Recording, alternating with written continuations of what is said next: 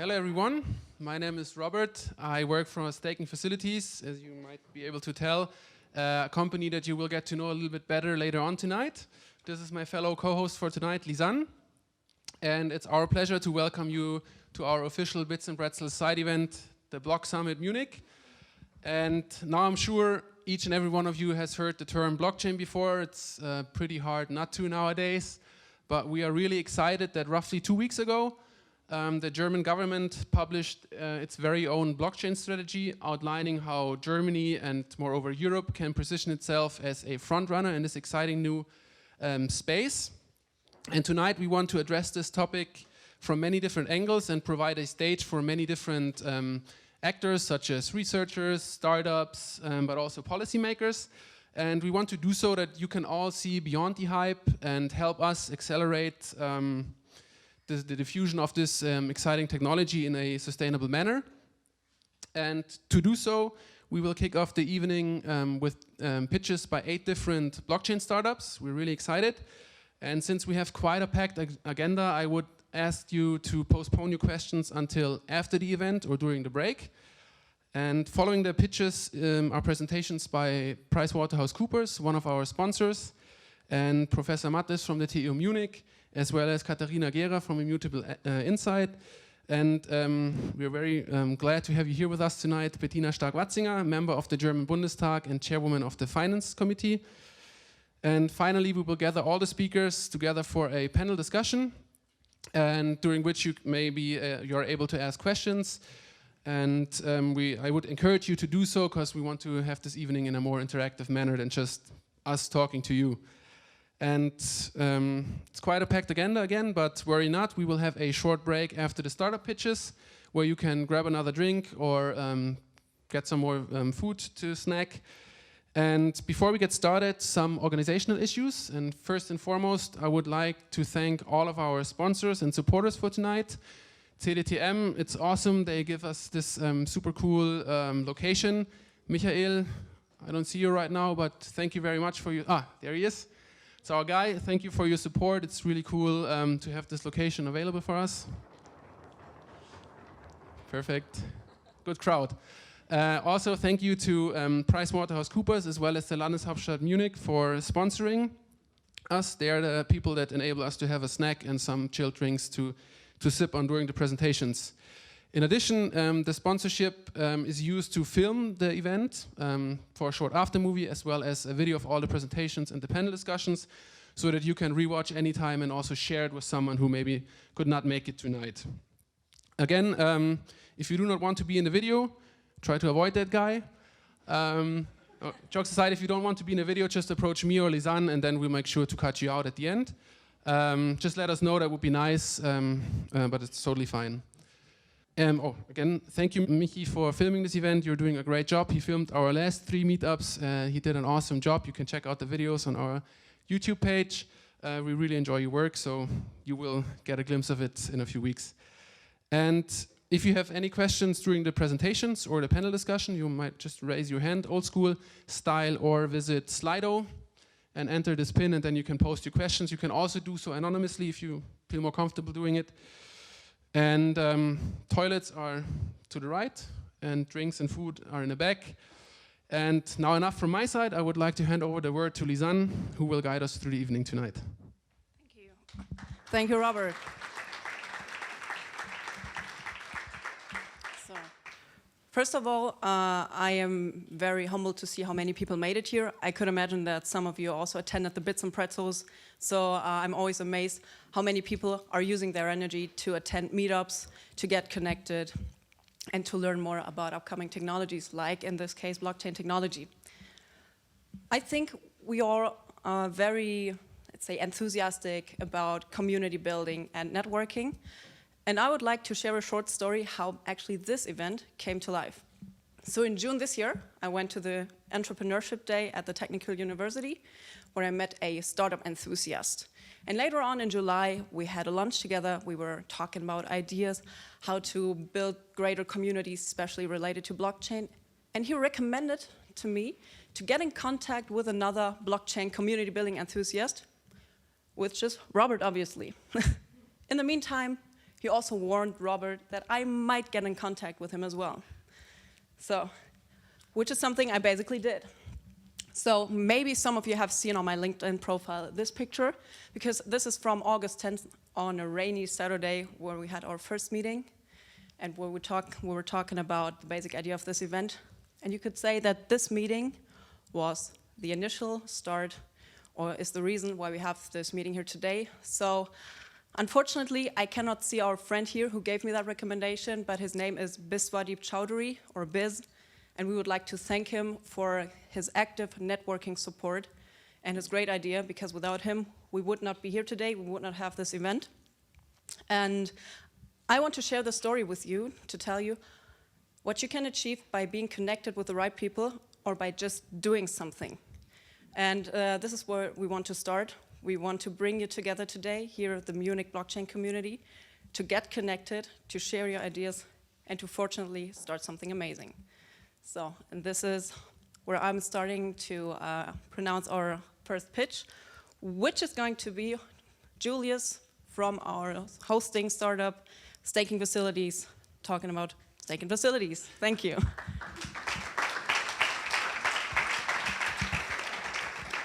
Yeah, thank you very much for the great intro. Yeah, so once again, my name is Julius. I'm one of the co-founders of Staking Facilities. And when we started our company 2.5 years ago, the big question was, will blockchain prevail, or will it just be another overhyped niche technology? And I think the answer to that question has become pretty obvious in the recent months. So for example, last week, the Börse Stuttgart officially launched a trading platform for cryptocurrencies. Banco Santander, one of the biggest banks in Europe, did a bond on the Ethereum public blockchain worth $20 million. And probably the biggest news, we already heard about it, the German government launched their blockchain strategy. And they even named blockchain a cornerstone of the Internet of the future. So during that time, actually the last 2 years, people started building stuff upon those decentralized networks. So we had different ecosystems emerging out of that technology. For example, we had supply chain, Internet of Things, but probably the biggest one right now is decentralized finance. So let's take a closer look at that. For example, this here on the right are actually products built upon blockchain using decentralized finance. So you might ask yourself, okay, finance and decentralized finance, what's the difference? Or why is decentralized finance better than finance? And imagine yourself finance products as Lego bricks, little Lego bricks. So in the traditional world, if you have different finance products and you want to plug them together, it's a bit like Lego to Duplo. It's not working really well. So, and the problem is you don't have a common ground where you can build upon. So what blockchain offers is that common ground. So blockchain basically enables a playground where you can simply, and imagine those ones right here as your open source blockchain toolbox, Lego brick toolbox. Imagine every one of these as one Lego brick. And with blockchain, you can simply plug them together and build completely new applications on top of blockchain with existing technology that is open source. And the only thing you would need to do to build something like that is access to the internet. So, and the crazy thing is you can actually go back and use something from supply chain or even IoT and plug it in together with a device or a product from finance. So for example, this one right here is an application called Zerium, and what they do, they simply pick different products from the decentralized finance system and plug them together to build a completely new application. Another example would be Total. They also use different pieces and plug them together and build a completely new application. So, and people are actually starting to use those decentralized finance tools. So for example, the Ethereum blockchain is currently generating 6-digit figures in transaction fees on a daily basis. And the big question you may ask yourself, okay, great, now we have these decentralized public networks, no one owns them, they're not owned by a company or a single entity, who gets those transaction fees? And some of you may know, okay, Ethereum, proof of work, they go to the miners, that's right. But there's a new group of technology called proof of stake systems. And what they allow they allow their token holders, they have a right implemented in the token to co-profit from the revenue streams of those networks. So imagine people are using these decentralized applications, and if you if you have a token of the network underlying network, you can co-profit from the revenue stream of those networks. And how is that working? So what you're basically doing is you're financially backing the network. So you're depositing your stake, your tokens that you have, into the network, and in return, you get a share of the profit stream. So, okay, awesome, passive income, sounds great, let's start. Yeah, not so nice, because right now, the entrance barrier is pretty high. So it's technology made by techies, for techies. It's really complicated to get into all of the stuff. So that's where we as staking facilities come into play. What we offer our customers is the technical infrastructure to participate in staking. We provide tools and software to monitor every reward that you get from the networks, and also to analyze your earnings. We do a lot of research. We have guides that we produce for our customers to understand the processes better. We have a personal customer support, and we also do a lot of community work as today. So if you're interested to learn more, feel free. Our team is here, somewhere there and there. They're happy to talk. And if you want to get in touch, this is our official pages, and we're happy to talk to you. Thanks again, and enjoy the talks. So, thank you. As our next speaker or startup, it's Chris from Tangany, whom I already met today at Bits and Pretzels. So please come onto the stage. So.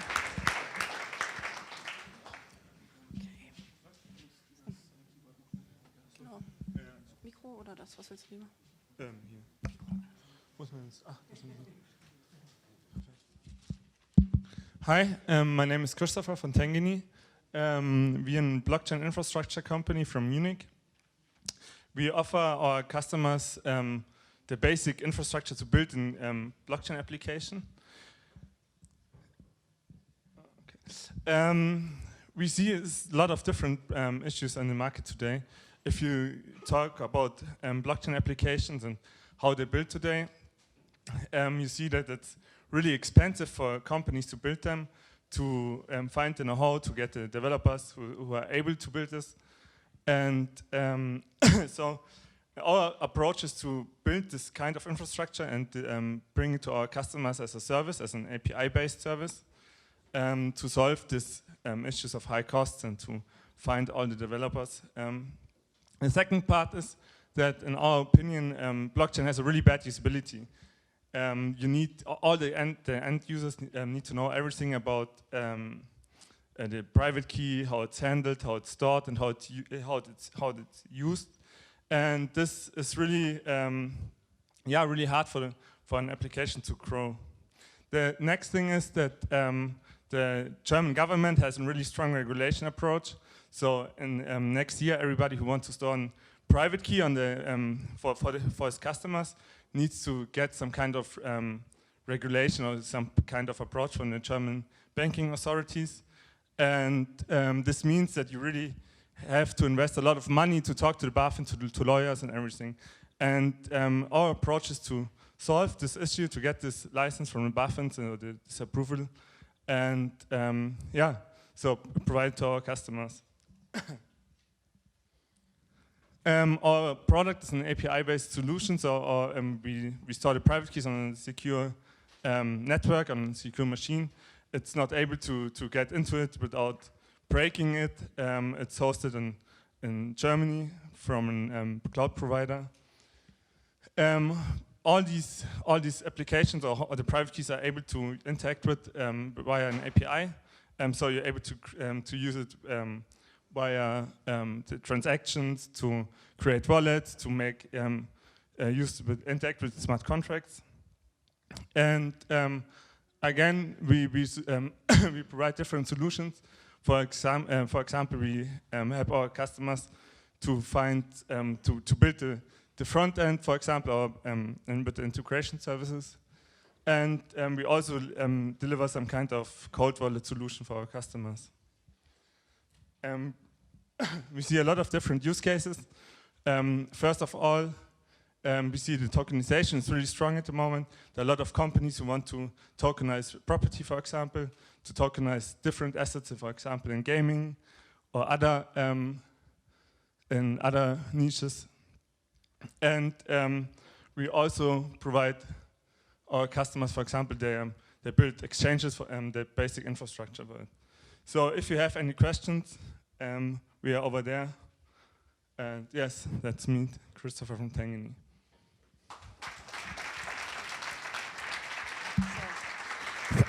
Thank you, Chris. I mean, he was attending bits from Pretzels today for, I think, 10 hours. So it's a very tough job you did it today. Our next speaker is Klaus from CryptoTax. Welcome on stage.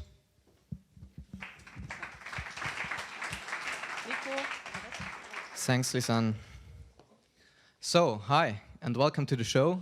My name is Klaus Zimmer, and I'm CEO and co-founder of CryptoTax. And together with my two co-founders, we are trying to close the tax compliance gap in the crypto market. So let's jump right into and take a look what we are doing.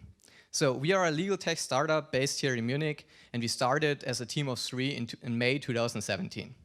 What we are doing is we are building software as a service solutions for private individuals and businesses in the crypto market. And therefore, we already raised around 1 million in seed funding, and we are happy to count more than 4,000 retail customers to our fast-growing customer base, accounting for 6-digit annual recurring revenues. So, hearing that, you might ask yourself, why the heck are these guys and their customers so obsessed with taxation when I intentionally got into the crypto space to avoid such painful topics? But the reality looks more like this. So there are a bunch of regulatory and taxation-based reportings and regulations businesses and individuals have to comply with. So, for example, if you're a financial service provider, you have to comply with certain regulatory reportings like KML and KYC, but also the tax stuff like CRS or FATCA. Then there can also be the obligation to withhold taxes like capital gains tax, and of course your customers are knocking on your door and want you to help them with their tax issues. If you're a private investor, you want to track your tax liability because there's something called the dry income issue.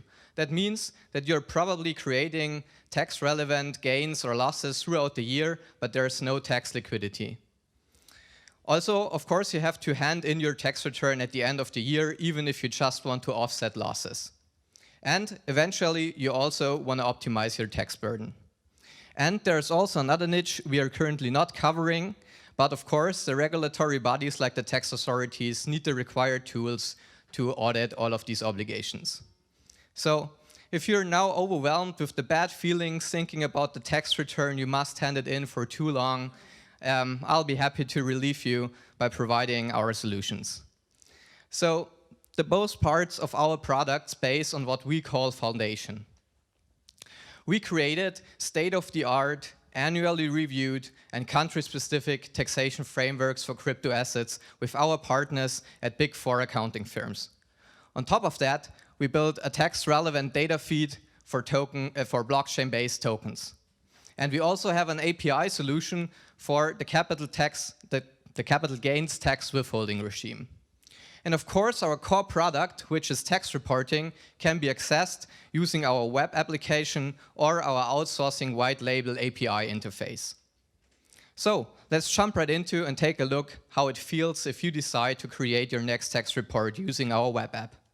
First, you go to our website, it's cryptotax.io, you sign up for free, and you put in your tax country. Second, you have to upload all your transaction data using our CSV and API imports from more than 30 exchanges and wallets. Third, you can give us all your special cases, mining, we heard staking, masternodes, you name it, we have a dedicated tax logic for it. And last but not least, press the button and you get your tax report covering all the information you need for your tax return. And you're still not convinced yet? Come on. Okay. Maybe you heard of some of our competitors, or you have a lovely tax consultant who always provides you with a fresh and hot cup of coffee if you visit his offices. So I brought this little comparison to state our highlights, which are basically our strong tax knowledge packed into our scalable and wide product landscape for affordable prices. So you maybe also know that if something is free, then there's most likely something wrong with it. That's not the case for our app. You can use it totally free, up to 50 transactions, and above that, you can get a tax year license for $199.99. And we also have an early bird discount going on for 2019 right now. If you're above 10,000 transactions per tax year, then you're definitely a candidate for our unlimited license. And if you're also interested in an investment case, then you should definitely look into crypto compliance. Because we have a rapidly growing market, as you can see by the growing numbers of crypto users. And of course, in the last month, we reached outstanding milestones like Facebook's Libra or the blockchain strategy of the German government. And compliance, of course, catches up. So not a long time ago, the IRS sent out 10,000 letters to crypto holders in order to inform them to declare their crypto income. And as on the product side, we also have a solution for you if you want to invest and participate in this fast-growing and important market. Because we are currently raising our Series A funding round. Yay! So, if you're interested, please hit me up later or drop me an email. Thanks for your interest and have a great time.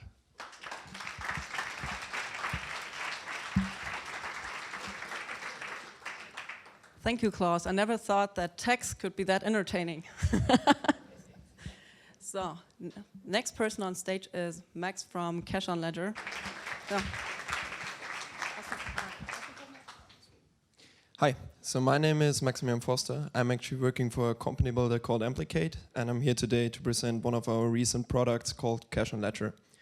So far, I think you all noticed that we had no programmable currency in our lifetime. So there was no programmable euro, which was like literally everything we did so far in process efficiencies in terms of smart contracts was not actually feasible.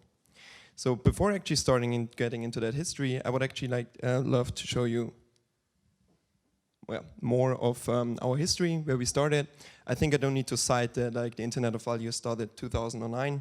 So we had I think most of you used this to convince your board of directors or your CEOs in terms of literally getting on that you need to have Bitcoin and blockchain on the agenda. Nevertheless, we actually reached a point in 2014 where we had an issue. We created smart contracts, and Vitalik Buterin did a great job with Ethereum, and these smart contracts actually gained a lot of process efficiencies. There was just one little issue with that. These smart contracts are actually not interoperable with our current financial infrastructure. Not even with the latest one. If you take Google Pay, Apple Pay, no matter what you take, it's always a trusted third party sitting in the middle, so you don't have actually connection between the blockchain efficiencies, the blockchain ecosystems, the asset digitization, and last but not least, our financial services.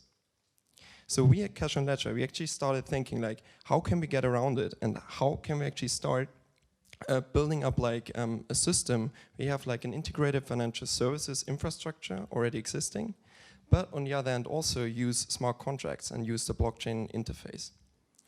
In that sense, we actually identified that you need to have a seamless integration between an IBAN, a normal bank account, and your Ethereum wallet.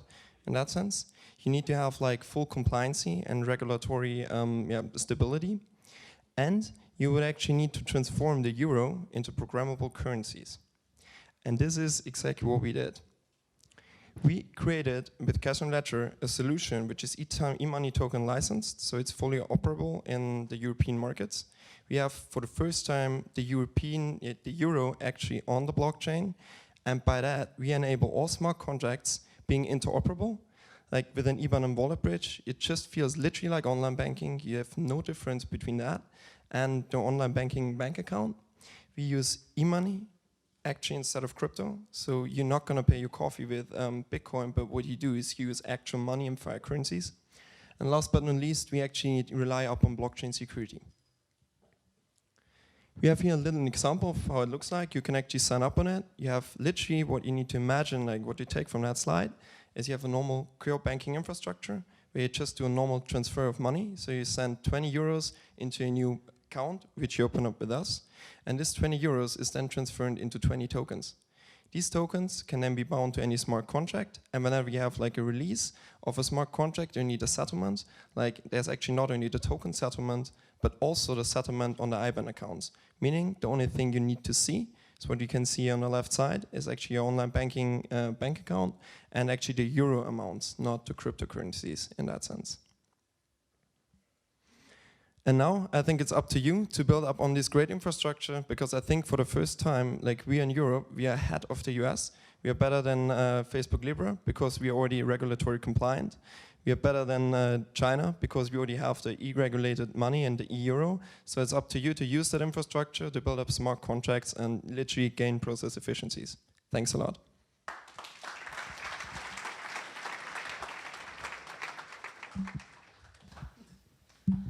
Thank you, Max. Now it's time to get from digital currencies to digital asset banks. And this is where I would like to ask Sasha from Cometum on stage.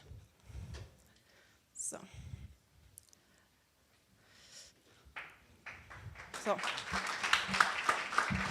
Hello. So, good evening, ladies and gentlemen.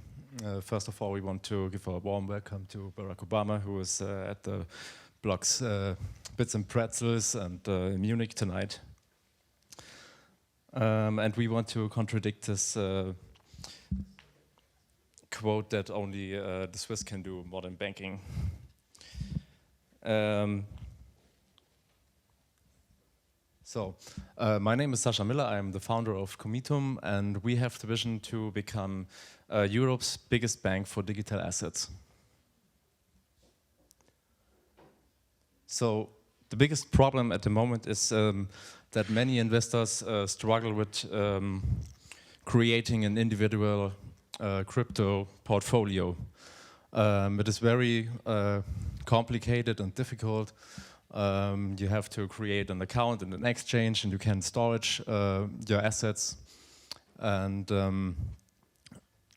many banks, for example, are very traditional and have slow and inefficient systems, so they will not advise you if you want to create an account or invest in digital currencies. So with our solution, you can invest automatically in portfolios that consist of cryptos, old-timers, real estates, and arts, for example. So many tokenized assets that are in our portfolios. We are regulated. We are up to 150 currencies and any other digital assets. So we help to save our clients and investors lots of time and lots of money. So we have a scalable business model, what means we take 9% fee if you make profit and invest in one of our portfolios. We have bank accounts that are free for balances under 500 euro. And we also offer credit cards that are linked to your crypto accounts. And we have the function earn and lending that allows you to receive 10% if you stake or lend your crypto coins. So we have a great team. Marcos, our Chief Operating Officer. I studied law with focus on banking and finance. And we have Christoph, our CTO. Thank you, Sascha. So I will take over for the solution what we develop and what we provide for service. My name is Christoph. I'm a CTO and co-founder of Cometum.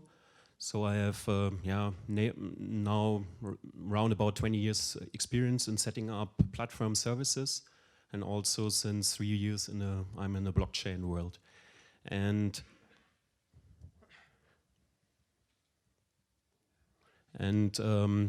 investment management in combination with digital asset is a huge rising market.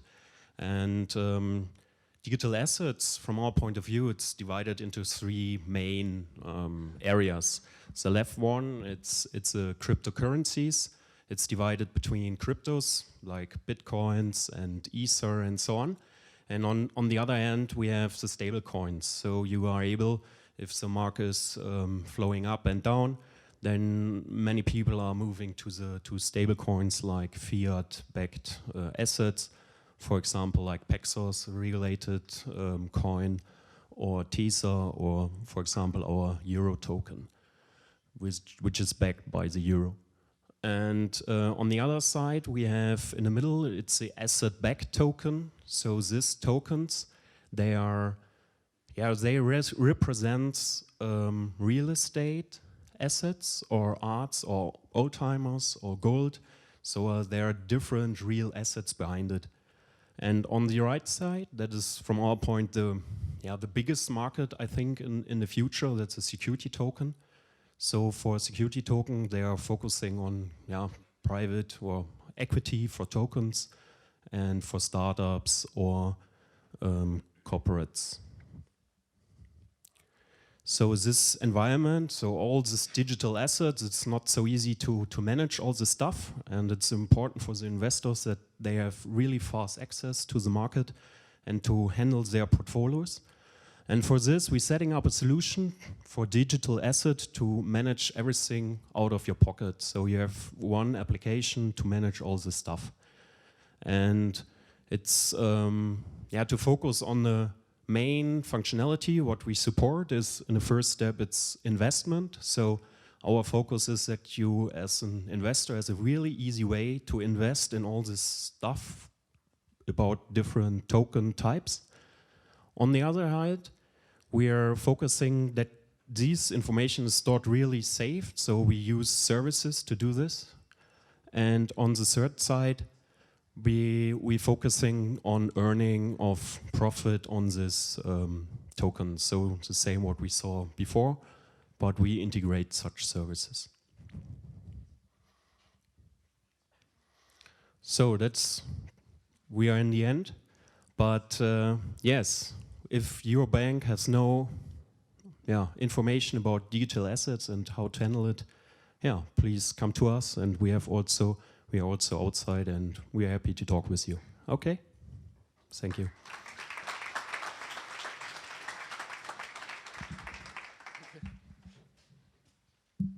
Okay, in the meantime, while Robert prepares the presentation, I would like to ask Max from HiveNet on stage.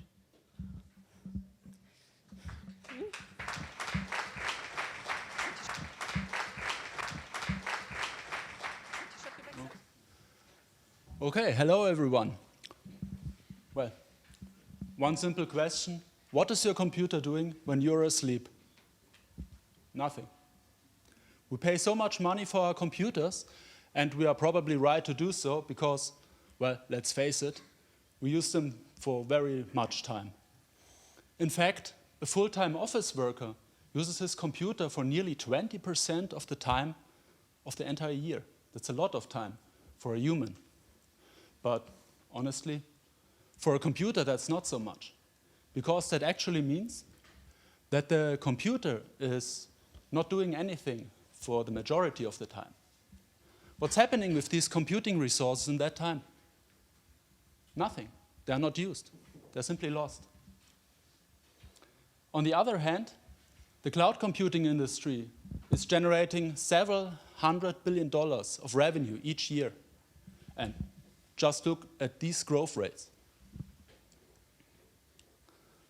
In our opinion, this is a very poor allocation of resources. On the one hand, the cloud industry making so much revenue. On the other hand, private and commercial computers, most of the time underused. HiveNet aims to close this gap by applying the blockchain technology and artificial intelligence HiveNet is developing a distributed computing network which can be used by computer owners anywhere around the world to securely rent out their idle computing times. These computing times are rented out to paying customers who use them for their individual use cases, which can be a wide set of different ones. You may wonder, is such a system actually competitive compared with traditional cloud computing? That's the greatest part. Because you're using computers that are already readily available and which are already maintained and managed by their owners, most of the important cost drivers of commercial computing simply lose their relevance. So as you see, this is not just interesting for computer owners who can make some income of their idle computing times, but also for customers which can save a lot of money on their computing demand. But there's actually a big challenge, and this is the reason why such a system so far was not used and is not commercially available anywhere right now. It's the payments. Just think of it. You have the customers and the computer owners spread all over the world. How do you do the payments? I mean, if a customer is distributing his tasks to hundreds of computers, which are belonging to hundreds of individual persons located in many different countries, how are you doing these microtransactions? You can use traditional payment channels. Sure, you can do that. Is it smart? I can just tell you, your bank would love it because they would charge you huge amounts, really crazy amounts of fees for that. And actually, in that case, banks would be pretty much the only benefactor of this system. So how can this be solved? Trick question. We are here at the blockchain event. You all know what's the solution. With the blockchain technology, we can forward customer payments to computer owners in fast and secure microtransactions, which are actually free of transaction costs. And we are using proof of stake consensus mechanism. You already heard of it from Julius, which is no less secure than proof of work, which is, for example, used for Bitcoin, but needs much less computing power or electricity to secure the blockchain. And I mean, remember, we have another use case for the computing power. We don't use it for creating hashes, but for performing customer tasks. Early on at HiveNet, we are focusing with our blockchain development on facilitating the microtransactions between all the parties within the HiveNet.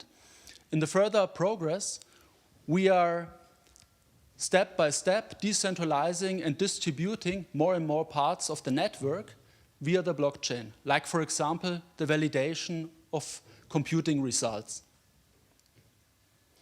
So far, we have already developed a working prototype, which basically got all the basic and important functions working and in place. If you have any questions, feel free to ask me later on. Thank you for listening, and if you want to learn more about HiveNet or stay up to date with our progress, feel free to visit our website or follow us on social media. Thank you, everyone.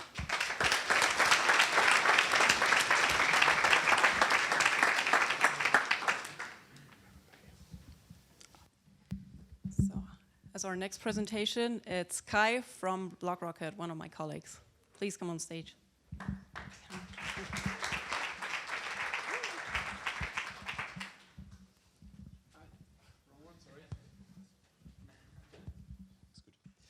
Yes, hello everyone from my side.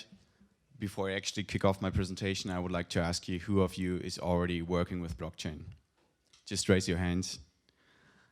And then my second question is, who of you are from a startup? So what we see is that the majority of people which are involved with blockchain are working in startups. And this is something which we see not just on a small scale, but in Germany-wise. So for example, according to a study of Bitkom, only 2% of the companies already use blockchain in Germany. And that's a big risk because we're already in the digital age. Germany is not doing very well in that, and then there's this new technology which actually has a big potential. And if you ask the companies what is the biggest reason why you're not using blockchain, they normally, or 88% say two things. First one, they don't see any use cases, or they don't have the capacities to do so, because they lack talent or they lack the budget. And we think that there is a big potential for startups to actually help those companies to adopt blockchain. And this is where we want to come in. So BlockRocket is an acceleration program for blockchain startups, which aims to connect blockchain startups with corporates in order to facilitate pilot projects. And those pilot projects are very good for the startups because they can achieve the proof of concept, but at the same time also very relevant for the companies because they can test out the blockchain, and also they can start building know-how and potentially also acquire a startup later. But we do not just want to facilitate proof of concepts, we also want to help blockchain startups which already have an MVP to actually make sales to the customers and then to connect them with the relevant investors. On top of that, we actually aim to just not like connect startups with corporates, but also to connect the corporates among each other in order to help them to exchange knowledge and also do projects together. So in short, we want to be like an ecosystem, an acceleration program for blockchain startups to be connected to companies and to investors as well. And we just not want to, oh, I'm a bit ahead. So always with the solution. So yeah, we already have over 100 partners sign up from the corporate world, which actually is looking forward to have pilot projects with startups, which want to know more about the technology. But we do not just want to be a digital community. We also want to exchange knowledge physically. So due to that, we will launch co-working spaces in cooperation with WeWork in Munich. Those co-working spaces will be in cooperation with Plug and Play, such that the startups can sit together physically as well to help each other build amazing products. And then we will also have different pitch events where blockchain actually have the chance to pitch to corporates or other potential clients, just as we do today. So thank you very much for your attention.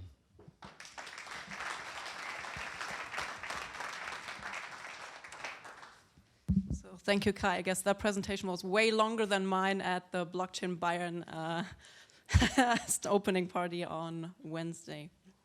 So the final pitch for today is from Matthes from CryptoTree. Let's learn a bit how to implement or how to integrate cryptocurrencies into our lives. Welcome on stage, Matthes. Woo.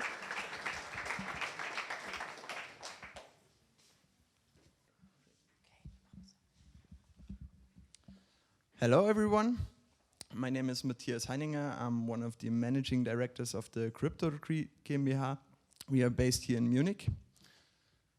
Before we jump right into the presentation, let me ask you some questions first. Who of you already holds cryptocurrencies? Okay, that's quite a lot. Great. Who of you already tried to spend their cryptocurrencies? Maybe in some shops, stores, just around the corner here in Munich. Okay, that's also quite a lot. For those of you who didn't try to spend their cryptocurrencies yet, let me tell you, it's not that easy to do so. When we tried it at first, when we started out as CryptoTree, we went to different places, used all these crypto shop finder apps out there, but most of the time when we've been there, they told us that they don't longer accept cryptocurrencies, or it was just a test phase. So the problems are out there with all these apps. There are a lot of invalid locations.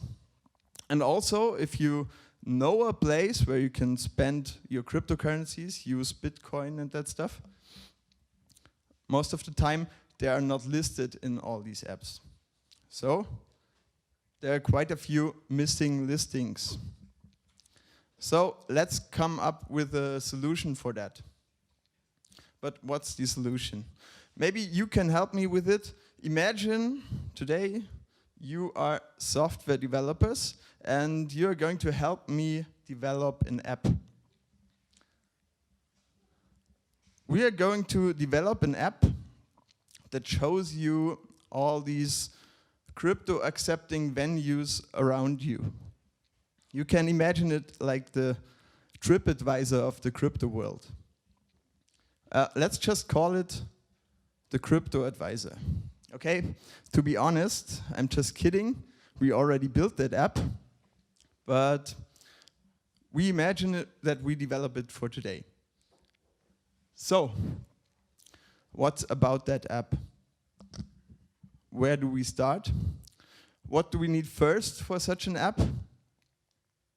We need a map.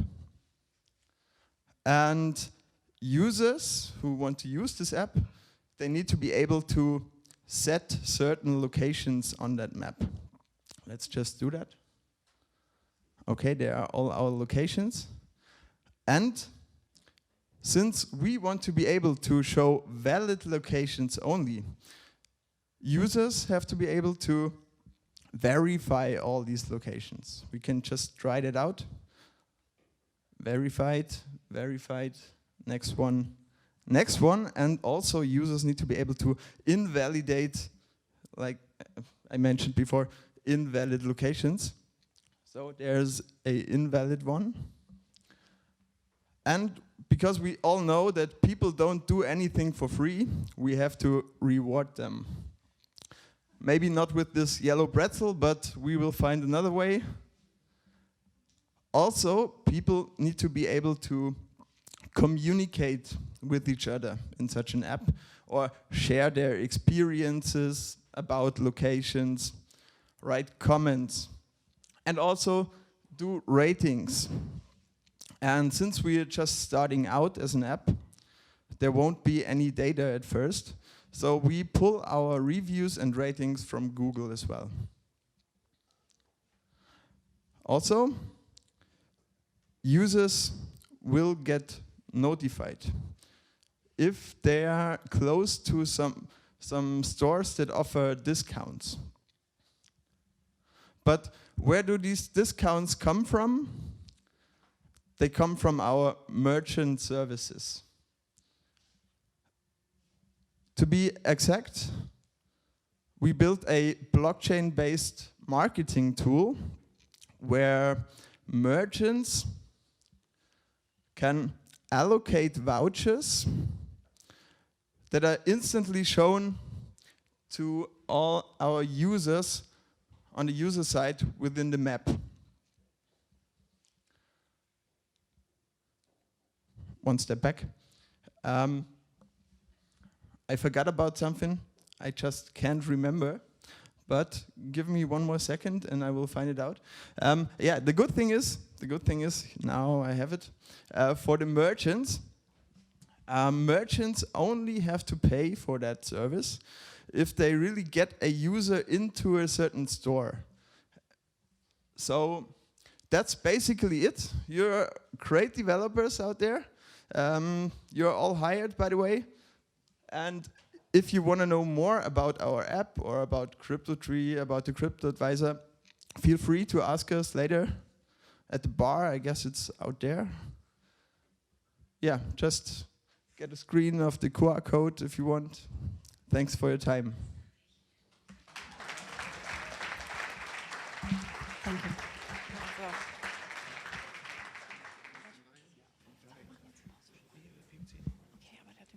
Okay, our next speaker will be Dr. Michael Kramer from PwC to present to us the next level program from PwC. And I'm very glad he's here today. Please welcome him.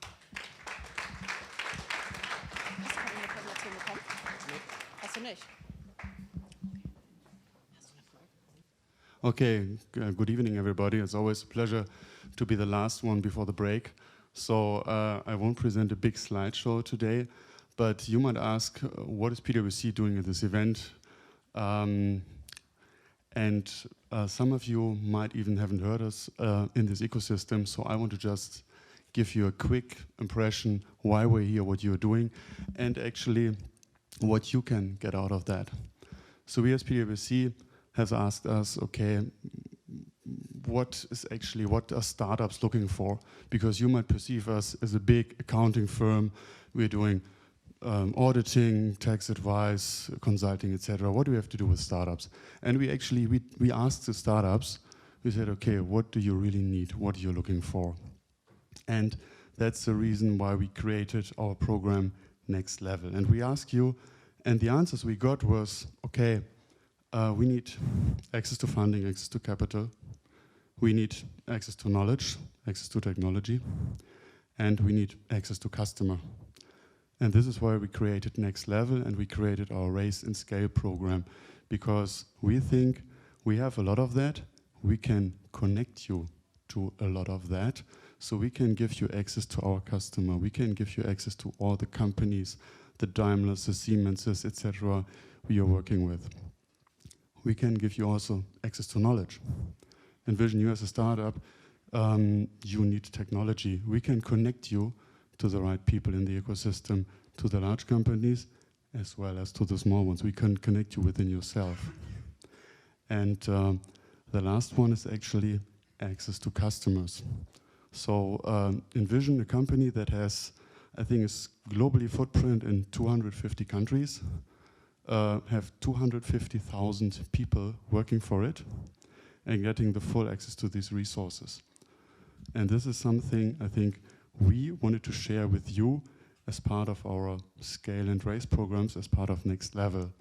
And if you're interested in that, have a look at our website and feel really invited to join this program, to have a look at it. And I think with that, I would, I know you have presented a great slideshow, Corinne, and I thank you for that. But I think I skipped a lot of that today.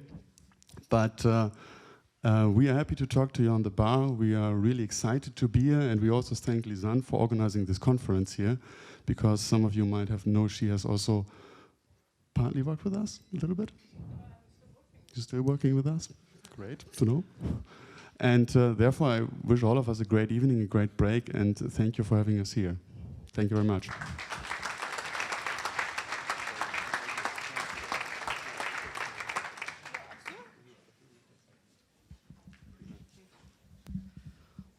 Wow, thank you, Michael, for this. I think it was a very impressive and very on-point presentation. So as you heard already, now it's the time for you to get up, maybe to grab a drink, to get some fresh air on this floor. Please do not go to the basement, but we're going to continue with our presentations from Professor Matthes, Katharina Gehra, and the panel discussion. And I'm very happy to see you back here in and around 5 minutes. Enjoy.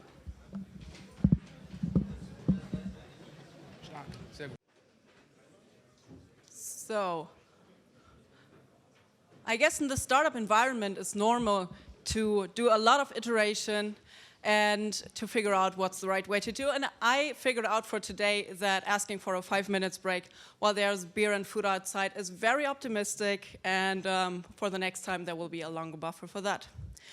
As this event is called Block Summit Munich, we would like to give this event a more regional focus, of course, and recently the Blockchain Bayern e.V. was founded, and now I would like to hand over to the head of the Blockchain Bayern e.V., Professor Matthes, to tell us more about that. So welcome him on stage, please.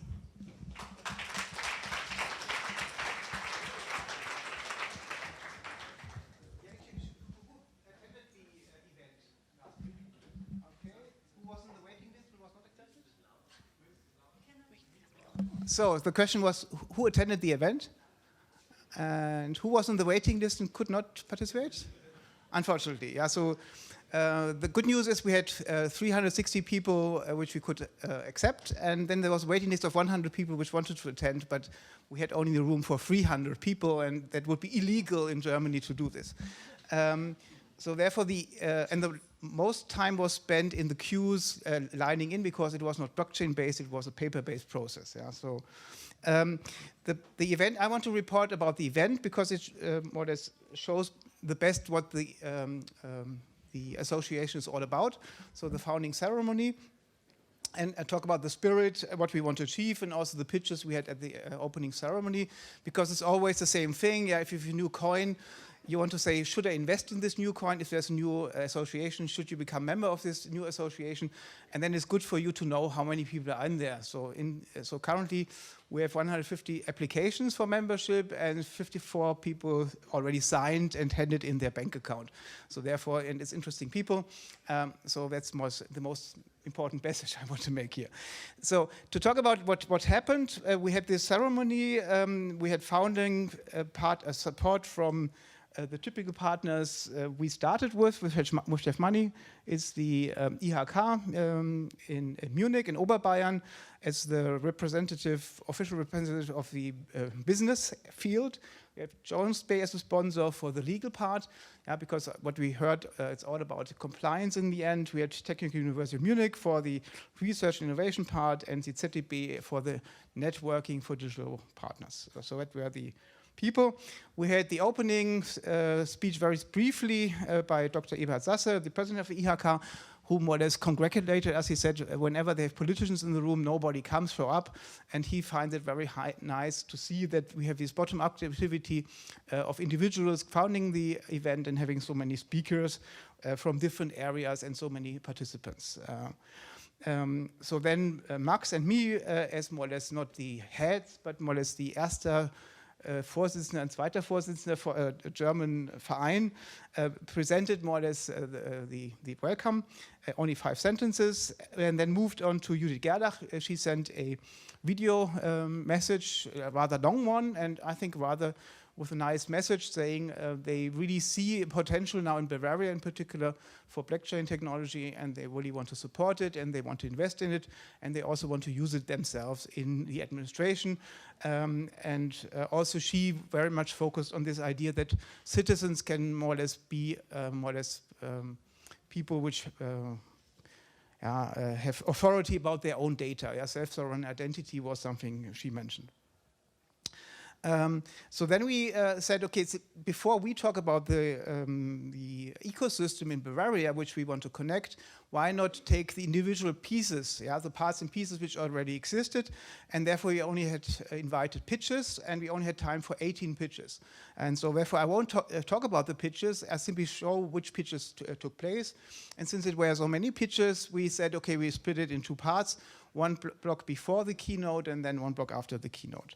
And they are alphabetically ordered, and it gives you some idea what are the people that are working in blockchain in different fields. And you know, it's so many things going on in parallel, and that's one reason why we founded the association.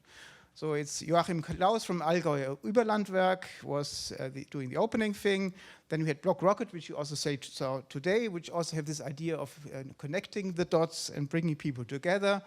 Then we had BMW, which do a lot of work, also part of the MOBI association with competitors around blockchain technology in these different fields of supply chain and production, sharing economy and technology. We had then C-Chain, and that would be something where you could start discussions from a former professor in a company building a new blockchain which is rather centralized. Then we had Systema, a company which does consulting in the blockchain area for established organizations. We had obviously Michael Reuter, which was very nice, the talk from Datarella, who really has very successful already applications running in production in foreign countries. So that's also our mantra. It's in Bavaria, from Bavaria, for Germany and the world. Yeah, so it's not limited to only for people with Lederhosen. And so we also had the Alexander Bogusberger and Andreas Zeiselmeier. They presented the Forschungsstelle für Energiewirtschaft, which are very much connecting the dots in the energy sector.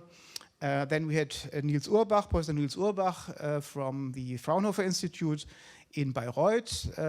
Professor Friedkin, he was not available, he is already moving to Liechtenstein, which is also bad news. So many companies are founded or associations are founded or created in Bavaria and then moving to Liechtenstein, Switzerland, etc. And we want to change this, so that we have a more friendly atmosphere here.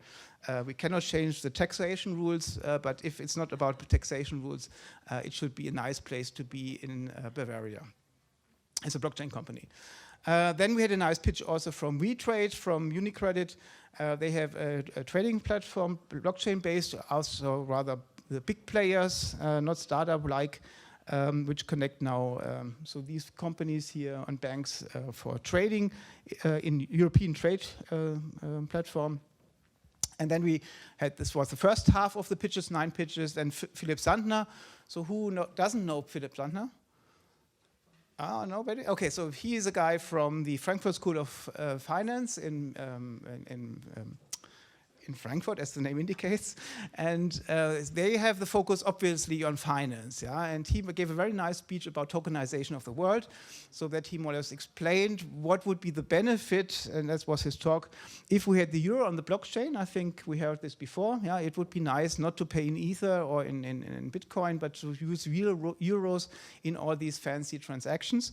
And then he also showed that tokenization is not something where you create derivatives, and taxation is not only about money, making money with money, but it's all about putting information and putting assets on the blockchain and allowing more or less to do innovative work with this. Yeah? And that was a very nice presentation, which also showed, let's say, how the reach, if once we are able to more or less connect the real current economy with money to this new emerging ecosystem, what a bright future would come.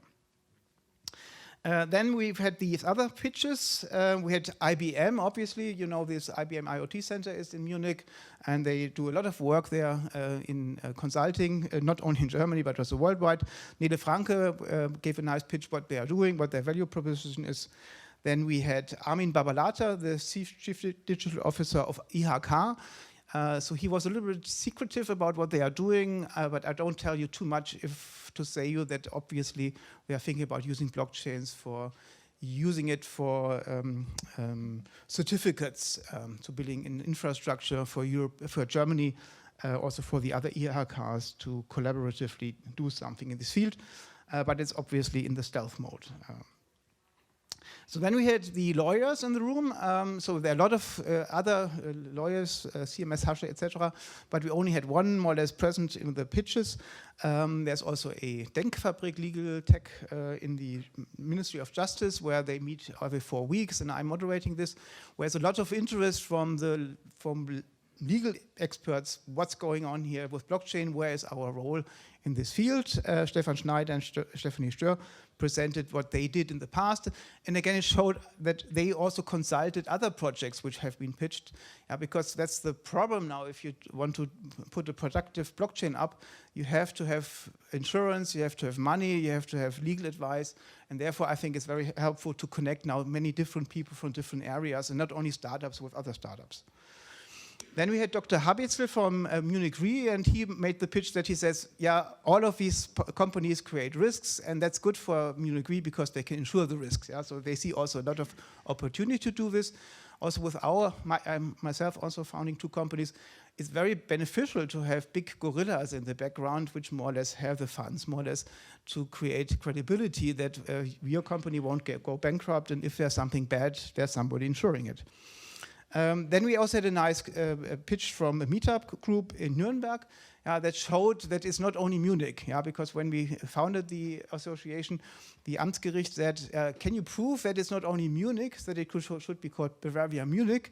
And we said, yes, we have Passau, we have Nuremberg, it's not only Munich. But obviously Munich is a little bit the hot spot. Also here we have these events and TM Munich, etc. Therefore, we are very happy also to have Nuremberg in these pitches. So then we had Signature Ventures from Juri Stricker. They come from the venture capital firm, and if you know the venture capital market in Munich also, it's a nice place to get funding. So therefore it was nice to show that they are dedicated to DLT investments. Staking facilities, you heard also today their pitch. They also were present about their business model, and that was the last pitch alphabetically. And then we had small statements from the founders here. This was after the presentation, so the team here. You see Uli is in the room, I think. Who else? I think Max. Yeah, Max. Where's Max? So he should be, Max Forster is also one of the 8 founders. So here you find the names if you download the pitch deck and if you want to connect with us. I personally then, my background is that I do projects in technology transfer projects with real blockchains in the healthcare sector and the trade finance sector. I co-founded a company in London, waiting for the Brexit so that we need more trade financing and trading support to Europe. And then also we are involved in projects with TUM and MIT and Stanford for university certificates. Obviously we do research in blockchain. I've also founded blockchain.tum.de, where a lot of other professors do research around blockchain and innovations, which I don't mention here.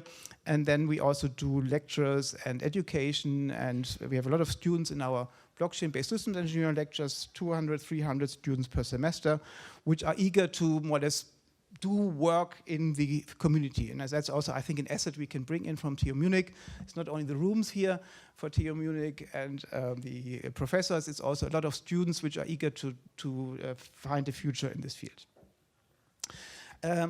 So for me, I think it's very important if we want to get out from, so blockchain is a team sport, and so therefore if you want to create a blockchain solution, you connect a lot of companies, and therefore you do typically applied design thinking, that you think about who wants to use your solution. Then you have the blockchain technology in the lower right corner, and then you have to find out what's a viable business model. Yeah, so that's a typical design thinking approach for finding a viable solution that more or less can earn sustainable income, that has sufficient interest from the users, maybe it's the wrong button now, and which also is technically feasible, yeah, so which scales, for example. Yeah? And at the borderlines of these things, interesting things happen. You have now innovations like emotional innovations, so it should be trustless or trustful, it should be decentralized, democratic. These are new values, new qualities we have to explain to the users. Yeah? So therefore the 2% of the whole companies interested in blockchain, they don't understand what it is. And therefore the idea is now in the next 5 to 10 years to make progress, to educate also people what can be done, and more or less following and supporting this emerging technology and the better understanding also of the functional innovations. Yeah, what's tokens? I think all in the room know it, but if you talk to your parents or to your employer, maybe they are totally have very wrong ideas what this could be. Yeah, so that's the idea of the Blockchain Association, to bring these stakeholders from these different areas together and to have this dialogue about these intersection points and to create viable, innovative solutions. And what's important now is this legal aspect, and so the political aspect, yeah, because blockchain is doing something, it's changing and disrupting markets. It has huge societal implications, and it also has opportunities for the public administration and the state to more or less also use blockchain, notaries, etc. And therefore there's a question like with AI, is this legal or illegal? Yeah, because the first use cases we had with blockchain were all ransomware and money laundering schemes, and so therefore I think it's very important for the blockchain technology to get out of this pocket of this dirty business, like in the early days of the internet. Yeah, there was also a lot of pornography, which were the first business models which were sustainable on the web, and so it would be bad if only, let's say, speculation and ransomware would be the things we can build with the blockchain. So therefore the goals of the association are obvious. So we want to provide the basis for interdisciplinary networking, yeah, for research and exchange of experience, yeah, so that we really have people which already did it, not only that want to do it, but that we bring them together. And also we want to create and disseminate information materials. We are not so much in the political agenda compared to Blockchain Bundesverband, which more or less have a lot of a political message in their founding agenda. For us, it's more or less this neutral information and bringing things together and being rather neutral in this sense, what the association does, despite the fact that obviously the members of the association then are free to create, use this as a platform for starting their own businesses with their own agenda. What are our mantras? So we don't want to demarcate to other initiatives. Yeah? We are happy if you have members which are both members in our association, the European Blockchain Association or other associations. So we want to add value to this with local activities for global scale. We want to support also all government districts, so we are talking with other districts like Nordrhein-Westfalen, Hamburg, etc. They are also talking with us how they could build up similar initiatives so that we don't duplicate work and we share content and events. And we also want to do effective nationwide internationally networking, which I found out is nice if you have an address. We got several calls from Singapore at blockchain.tum.de, because if people Google for blockchain, they want to find something. If there's something blockchain.tum.de and there's 20 professors, it's easier to call one address and then this address forwards the request to 20 professors. And similar, I would hope that if somebody wants to call somebody in Bavaria, they call us and we know you and we can forward these requests.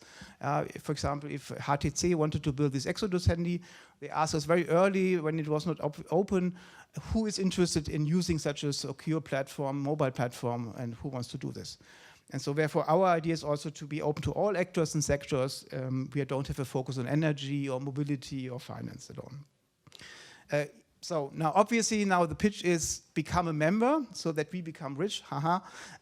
So therefore the membership benefits would be participate in the events, that you can contribute to the working groups. I think that's the most valuable thing you can do, because bring in your expertise, bring in your opinions so that we can create material and also political statements if necessary, and also share your experience. Good and bad experience is welcome, because typically people only talk about good experience, and it's nice if you're in a close community with a beer to talk also about your negative experience, because then you can learn a lot about it. I'm now finishing, so the last thing on each side, if you scroll down, is how much does it cost?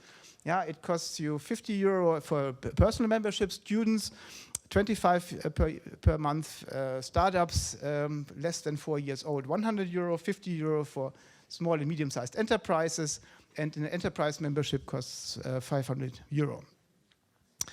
Okay, and if you are not yet convinced, you can download material, visit on the website, or ask Slido questions. Thank you for this shameless chance to do shameless advertising, but it's for a good purpose. Thank you.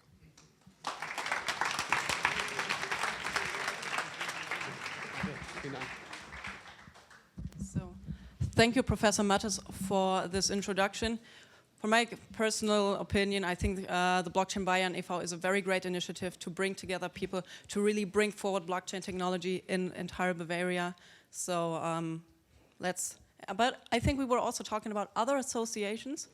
And now I would like to introduce to you Katharina Gehra from the Blockchain Bundesverband for the part of Bavaria as well, and the co-founder of Immutable Insight.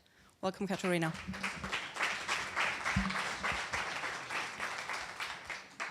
A warm welcome from my side as well. Thank you all for showing up. I've seen some of the faces at Bits and Pretzels today, but certainly not all of them. And also, before I start, a big thank you to Robert and a big thank you to Lisanne. I think blockchain is all about bottom up, and it's about starting and doing something. And I think this is a great evening so far, so thank you very much for just doing and not talking. And since you've shared the personal story how you met and how you started this event, I have an actual personal anecdote to share as well. And it is in relation to Mr. Professor Matthes, and I think you're not even aware of that. But when Philipp Sandner and I first talked about the podcast, Block 52, which we run now for a few months, Mr. Matthes was in the same room at the next table, and Philipp actually introduced us that day. So you've been kind of witnessing. If you would have been there, you could have taken a picture just like the one we saw today, and you would have been right there when we first started our podcast. Today, I can only recommend that podcast to you. We have more than 37,000 listeners.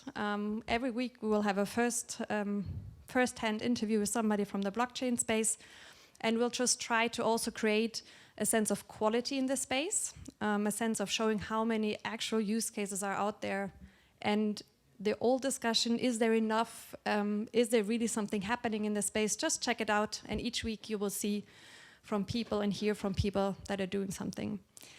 Now, Block 52, 52 weeks, each week, one episode. We didn't really come up with something more creative than that. Now, I'm here to talk about the Bundesblock Bayern. We've had 5 so-called Stammtische. It's very much a little bit like today. We have startups that pitch, but next time we will also have a panel. We will be having Katja Schulze from the Grünen Partei, of the Green Party, and then we'll have somebody from TUM, whose name we will not be able to tell right now because we actually don't know who's coming yet. And we will have somebody from Genesis Mining, and we will talk about the energy consumption of Bitcoin blockchain, and we'll try to come up with a more fundamental and substantiated discussion than what you usually hear in the normal media. So 6th of November, it will be held in Munich. We'll communicate the exact place and the exact time. But if you want to come, we'll be happy to see all of you also again here on 6th of November. And then just 2 or 3 words on Immutable Insight. I will, in light of the time, and you're all probably waiting for the panel, make it very, very short. There are only 3 things you need to remember about Immutable Insight, and the rest you can happily talk to me or check on the web or on LinkedIn or wherever you want to follow us. We are a blockchain analytics company. We do that in real time, and we have the most valuable information. And if that was enough to intrigue you, feel free to come up to me later and talk to me about it. Thank you very much.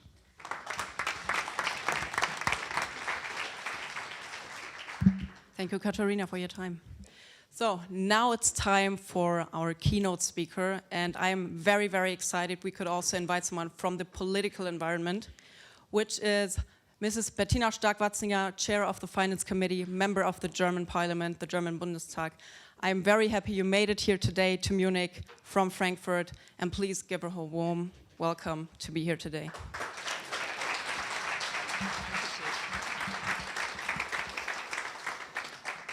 Well, thank you, Lisanne. Dear Lisanne, dear Robert, dear blockchain enthusiasts. Yesterday I had the opportunity to listen to Reid Hoffman when he talked about blitzscaling, and I know blitzscaling is not what you do every day, but you know, hearing about embracing chaos, accepting bad management, and I thought, oh my God, you come to Deutsche Bundestag and you see how we work.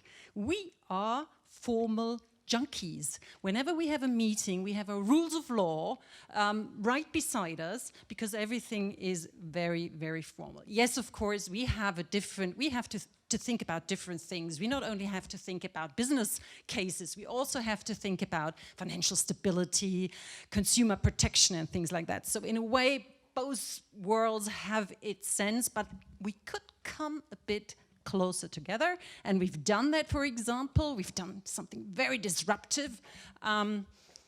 We talk about Libra quite a bit in Bundestag these days, and we did something very disruptive. The Committee on Digital Agenda and the Finance Committee, we're gonna actually have common meetings and common, you know, joint hearings, and I met some of you there. So you see, we still have some way to go to be as agile, maybe as we are required to be to cater for the new digital world and to find the right solutions. You heard blockchain, 2% are using blockchain so far.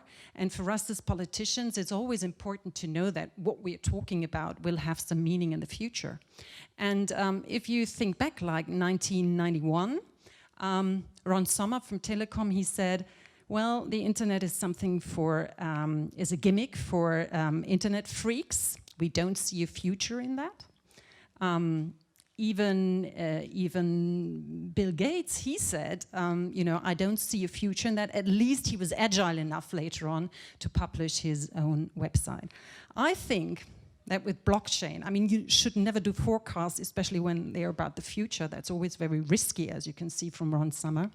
But I think we should not limit ourselves. I think blockchain will be really the next big change in what we see.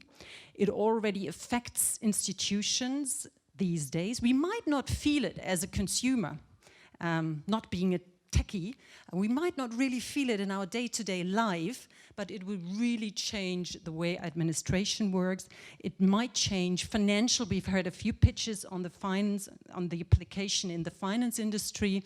I think we will really see huge potential there.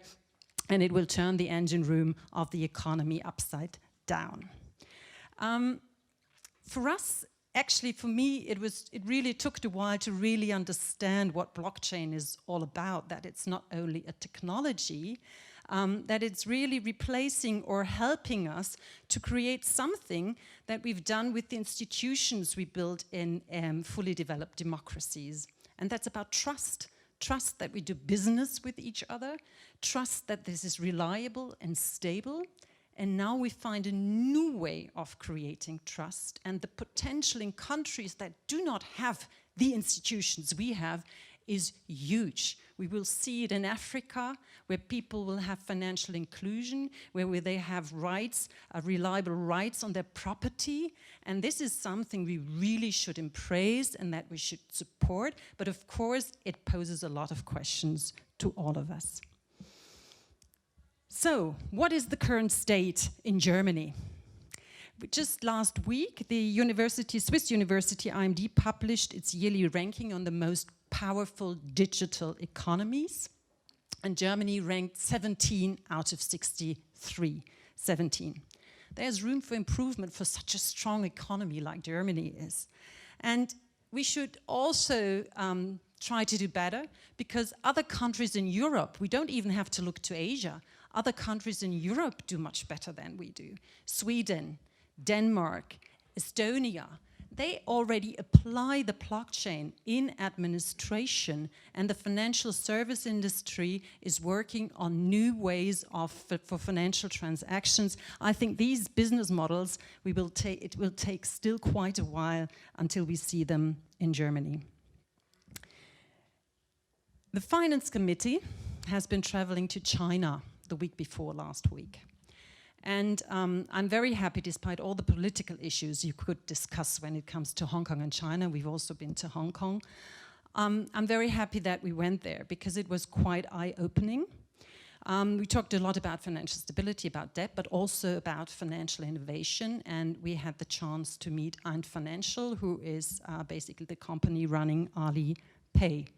And I think above all the details we got on how they work and how they operate, we came back with one insight that we all will take into the next discussions with us.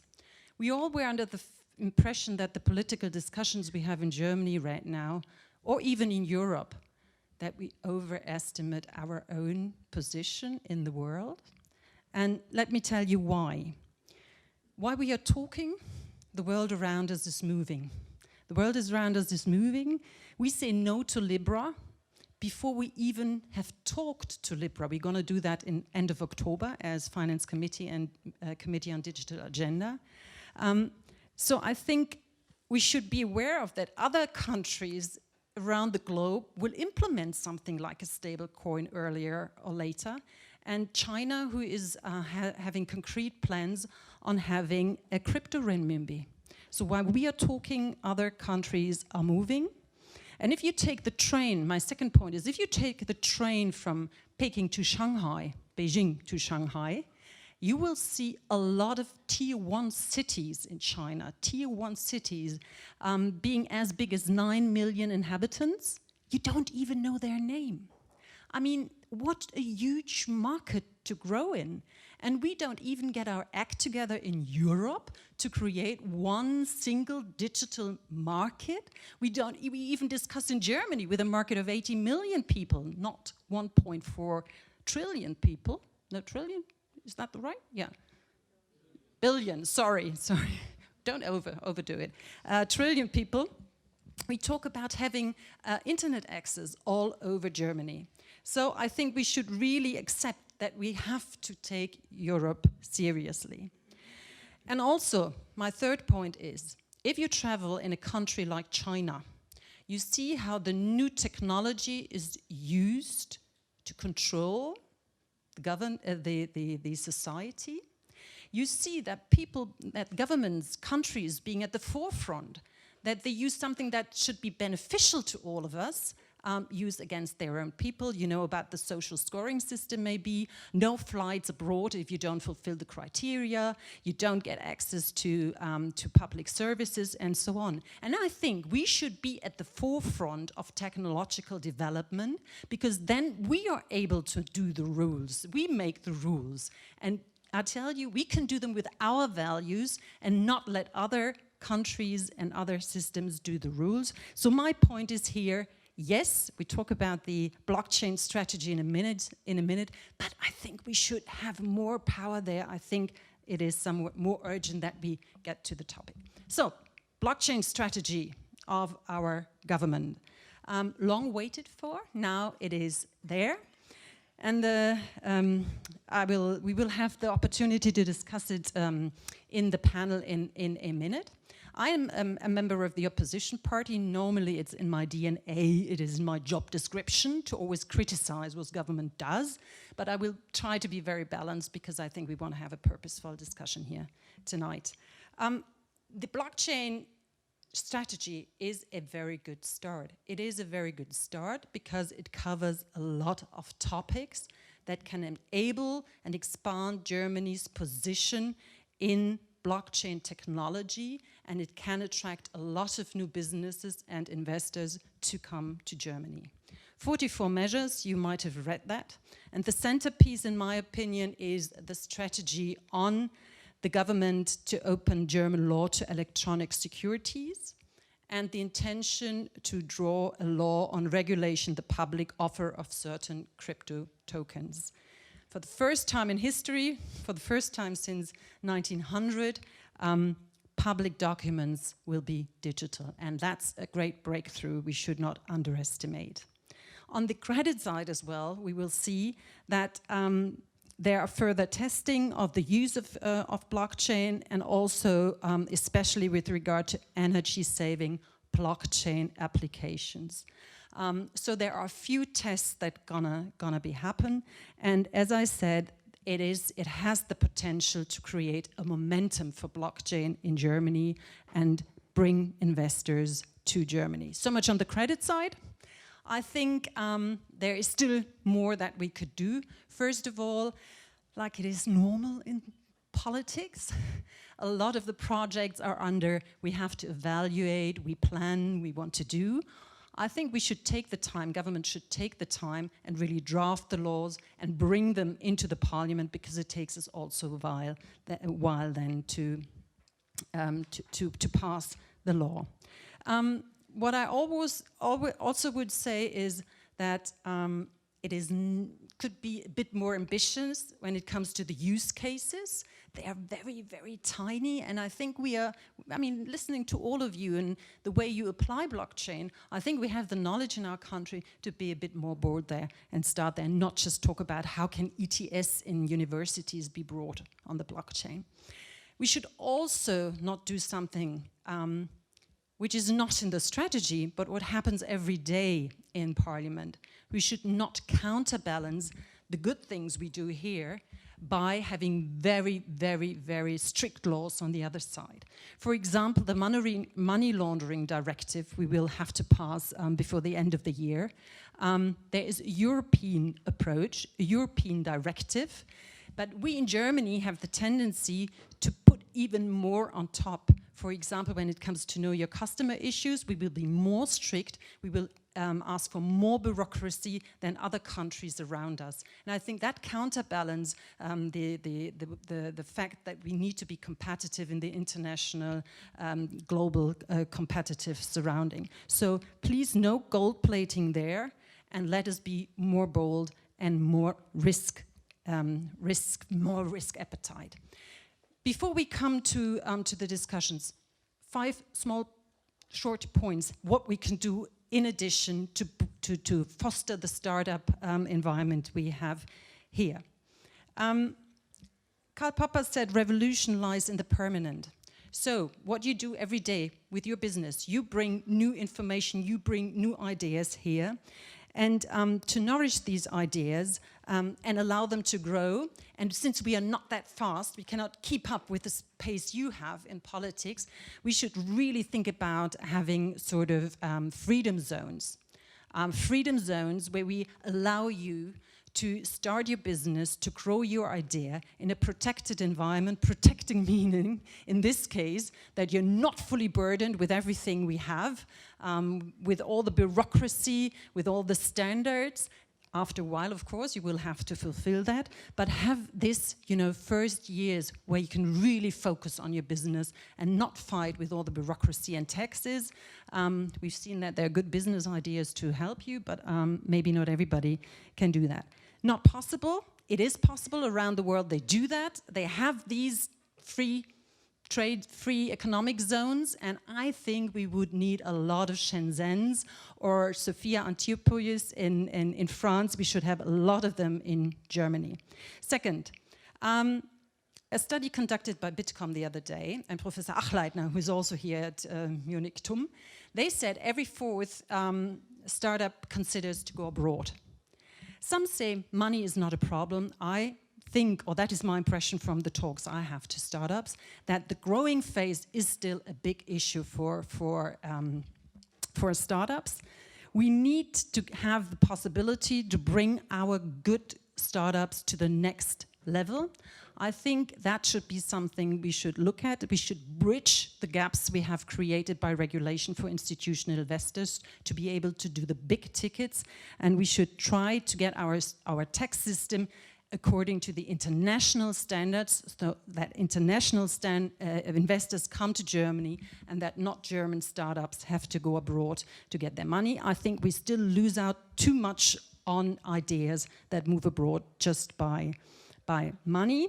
I think we will become a leading technology nation if we help young, agile companies to grow and be able to compete in the market.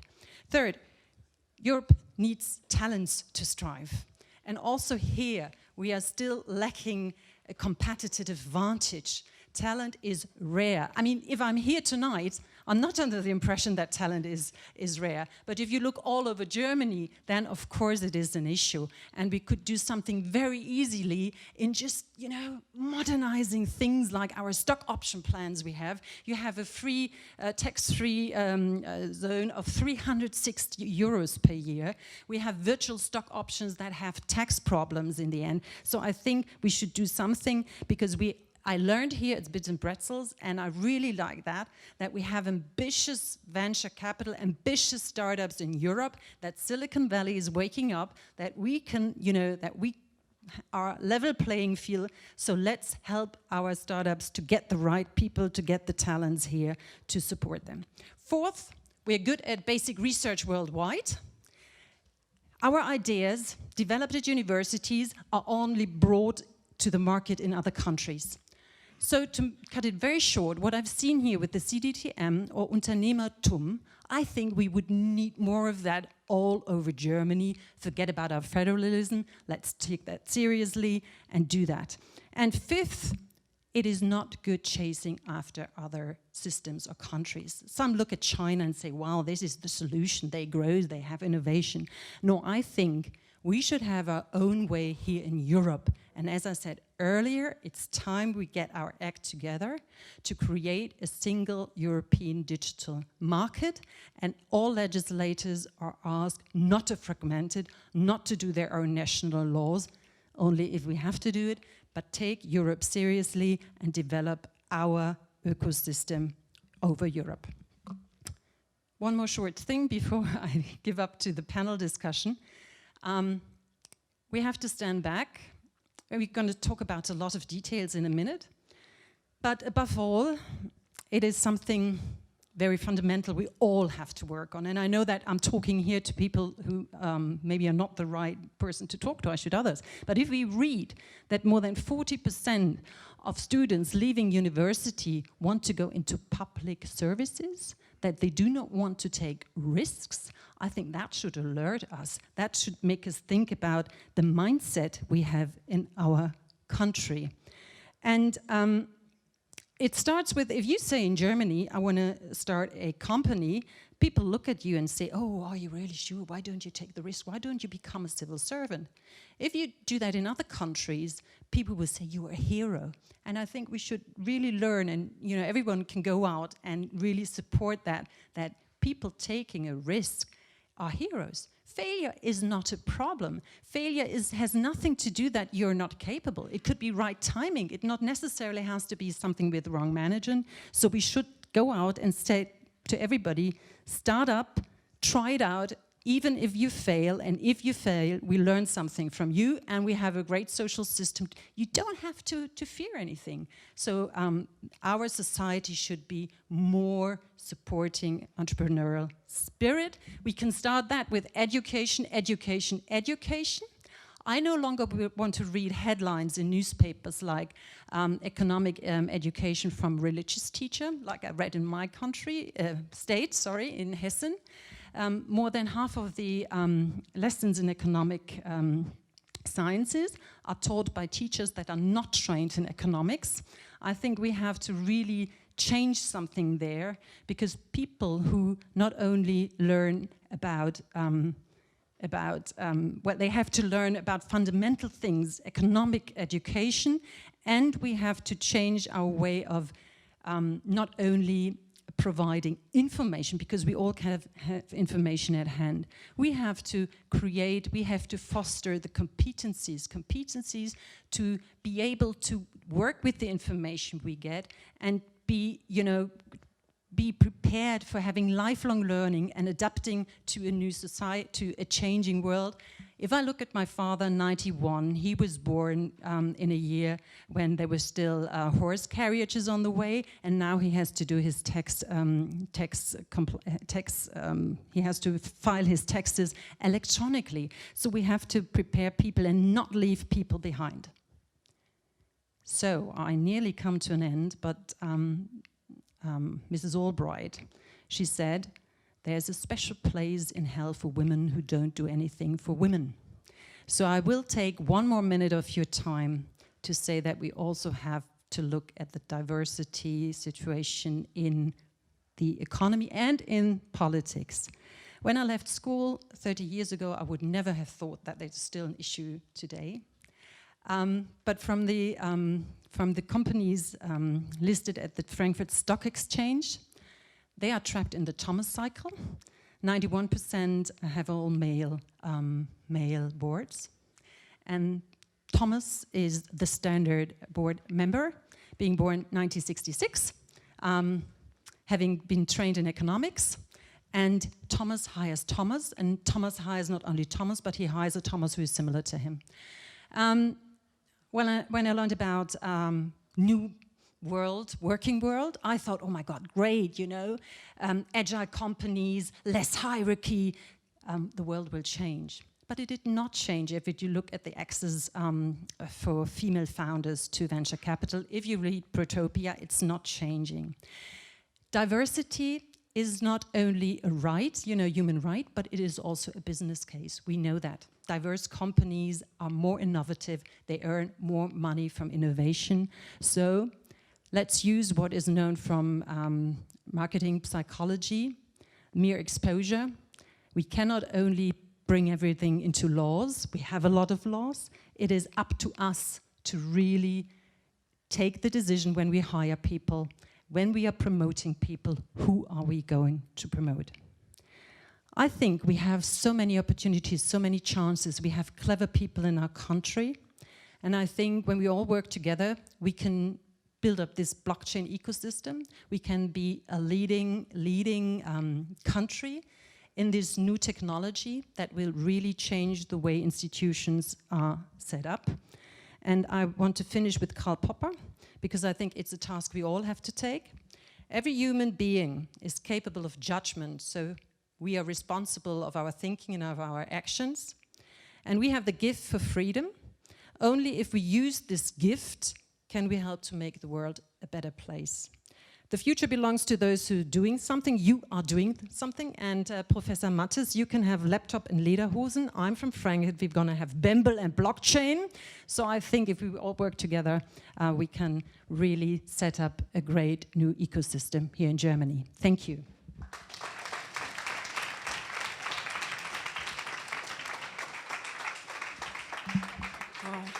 Thank you, Bettina, for that speech. I mean, I have to say I am speeches, and I think I can learn a lot how to hold very good speeches. So really, thank you for your time and all your thoughts. As you know, the last and final point on our agenda is the panel discussion. We're going to have a real, looking at you, 5 minutes break because we need to prepare a little bit. And of course, we want you just to relax a bit before we're going to start. But I would really appreciate it if you're staying here and if you really keep in the time or be back here or just stay here and we're going to continue in 5 minutes. Thank you for your attention. Okay. Are you ready?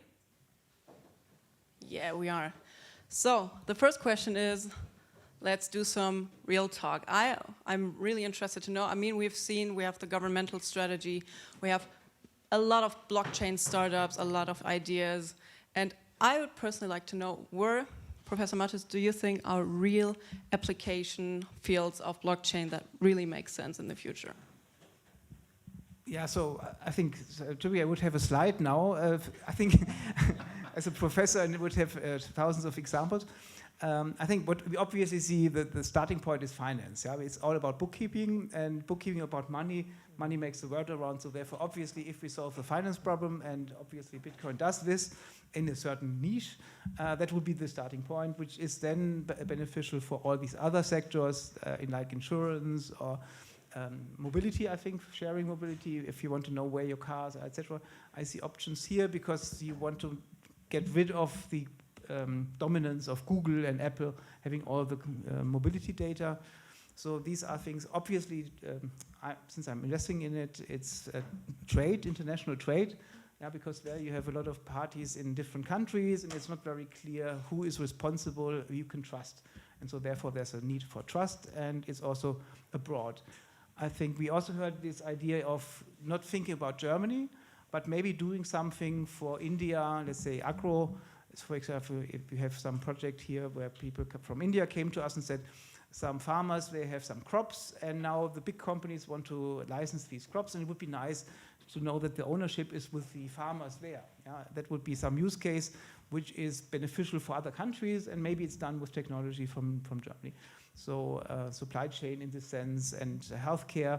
If you have blood donations, you want to know where they come from, and if a donation goes to a clinic, and the clinic doesn't use it, it has to be destroyed nowadays, and that's really bad because you could reuse it in another clinic next door, but right now it's not allowed because you cannot track the provenance. And there are a lot of use cases which are interesting, but the challenge is it has to be done by not the startups, but it has to be done by the players in the ecosystem, mobility people. And so therefore, if they don't want to do this, so therefore it's important to also bring them on board and teach them what are the opportunities, what are the risks, and jointly solve their problems. Thank you. I think Katharina also wanted to say something. Yes, to make also the panel engaging, I would like to disagree to a certain extent, because I think what we see in our analytical data is that we actually have a full perception bias. We all think about why don't we have anything on our smartphone, why are we not paying with Bitcoin, why isn't it in our faces and in our lives? When, as a matter of fact, the mass adoption is coming through the back door this time. The perception bias that we all have is the fastest growing, the logarithmic, exponential growing applications are machine-to-machine use cases. There is no person involved. Just because we in this room don't use it doesn't mean the mass adoption isn't coming. And we see that those tokens that have no human interface, that are on an efficient machine-to-machine communication, those are the ones who are growing massively, and those will be the ones who determine also the economic business models that are driving the blockchain growth. I mean, maybe to add up on that, and also like not to make much friends here, but why do we always start by asking what is a blockchain case? Like, why don't we start by literally asking ourselves, like, how can we reshift our digital value chain and then use blockchain or any other emerging technology as enabler? As a trained venture capitalist, I never asked myself the question once I was interviewing a startup. I was never asking myself, okay, is that blockchain case or not? I was asking, like, what problem do you solve? And if you can solve that problem, there might be a case for you. But it doesn't necessarily must be a difference between blockchain and a typical other startup. For example, we at Cash and Ledger, we never say that we are actually a blockchain startup. we think of ourselves as a fintech, having the programmable euro, having like basically this, the technology for that. And if in second stage somebody asks like, how do you do that? We tell them like, okay, we have a blockchain solution, but you can also detach that and use an SAP system. It doesn't matter, because the point behind is you need to have a programmable euro in the first place. Thank you so much.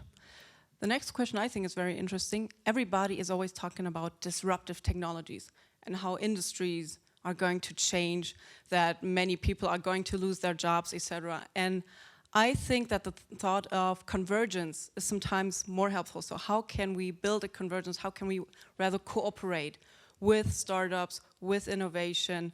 And I would like to know from the panel, whoever wants to reply to that, what concrete measures do we need to have a better convergence between existing industries and better connections to the uprising blockchain cosmos in Germany?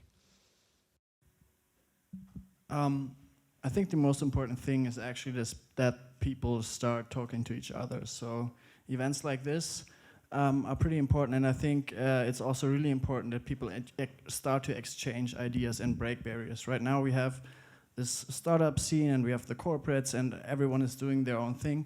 But I think if you want to really push the whole ecosystem, you need to start to break those barriers, start talking to each other, and profit from each value that the other player brings to the talk. So I think the most important thing is really start breaking barriers, try things out. Blockchain really offers the playground to easily start a new business, try something, and I think that's really the most important thing to start this thing. Yeah, so I maybe add some words on that. So I think there are 2 points of views to this topic. So the first one is like the view of a private company who wants to catch up and don't want to get lost in the process. And there's like the second point of view, like from a society base or from a government base. And I think if you're a private company and you don't want to lose yourself in the process, then it's pretty hard for you if you are a traditional player or market leader in your area. So I'm a big fan of Clay Christensen, which is a Harvard professor. I think you all know the innovator's dilemma, which basically says that big market leaders have very big difficulties to innovate because they are well managed. Because all of their customer base and all of their thinking and their world they're operating in tells them, no, we don't need these new solutions, and they just change to another perception when it's already too late. Yeah, and from a society standpoint, I think maybe it's my opinion, but maybe some of you know me. I'm very pro free market. So I think it's a market topic, because if you reduce the regulations, and especially in this case we have like the Arbeitsschutz, etc., then the market takes care of it. Because if you have a low performing industry and a high performing industry, then the market tells the people, please educate yourself so you can perform and live in the high performance industry. And we see it right now. So all of the startups sitting here, I assume, sorry, correct me if I'm wrong, but I think we're all struggling to get good developers, right? So, and there is a big demand and we cannot catch up, but I think there are a lot of positions in traditional industries which I would assume to be the low performing industries in the futures, which have positions which don't add that much value anymore from a society standpoint. From a political side, I think we have time, but we have to use the time. There is always a phase of convergence. Even if the technology is disruptive, consumer might be reluctant to use it.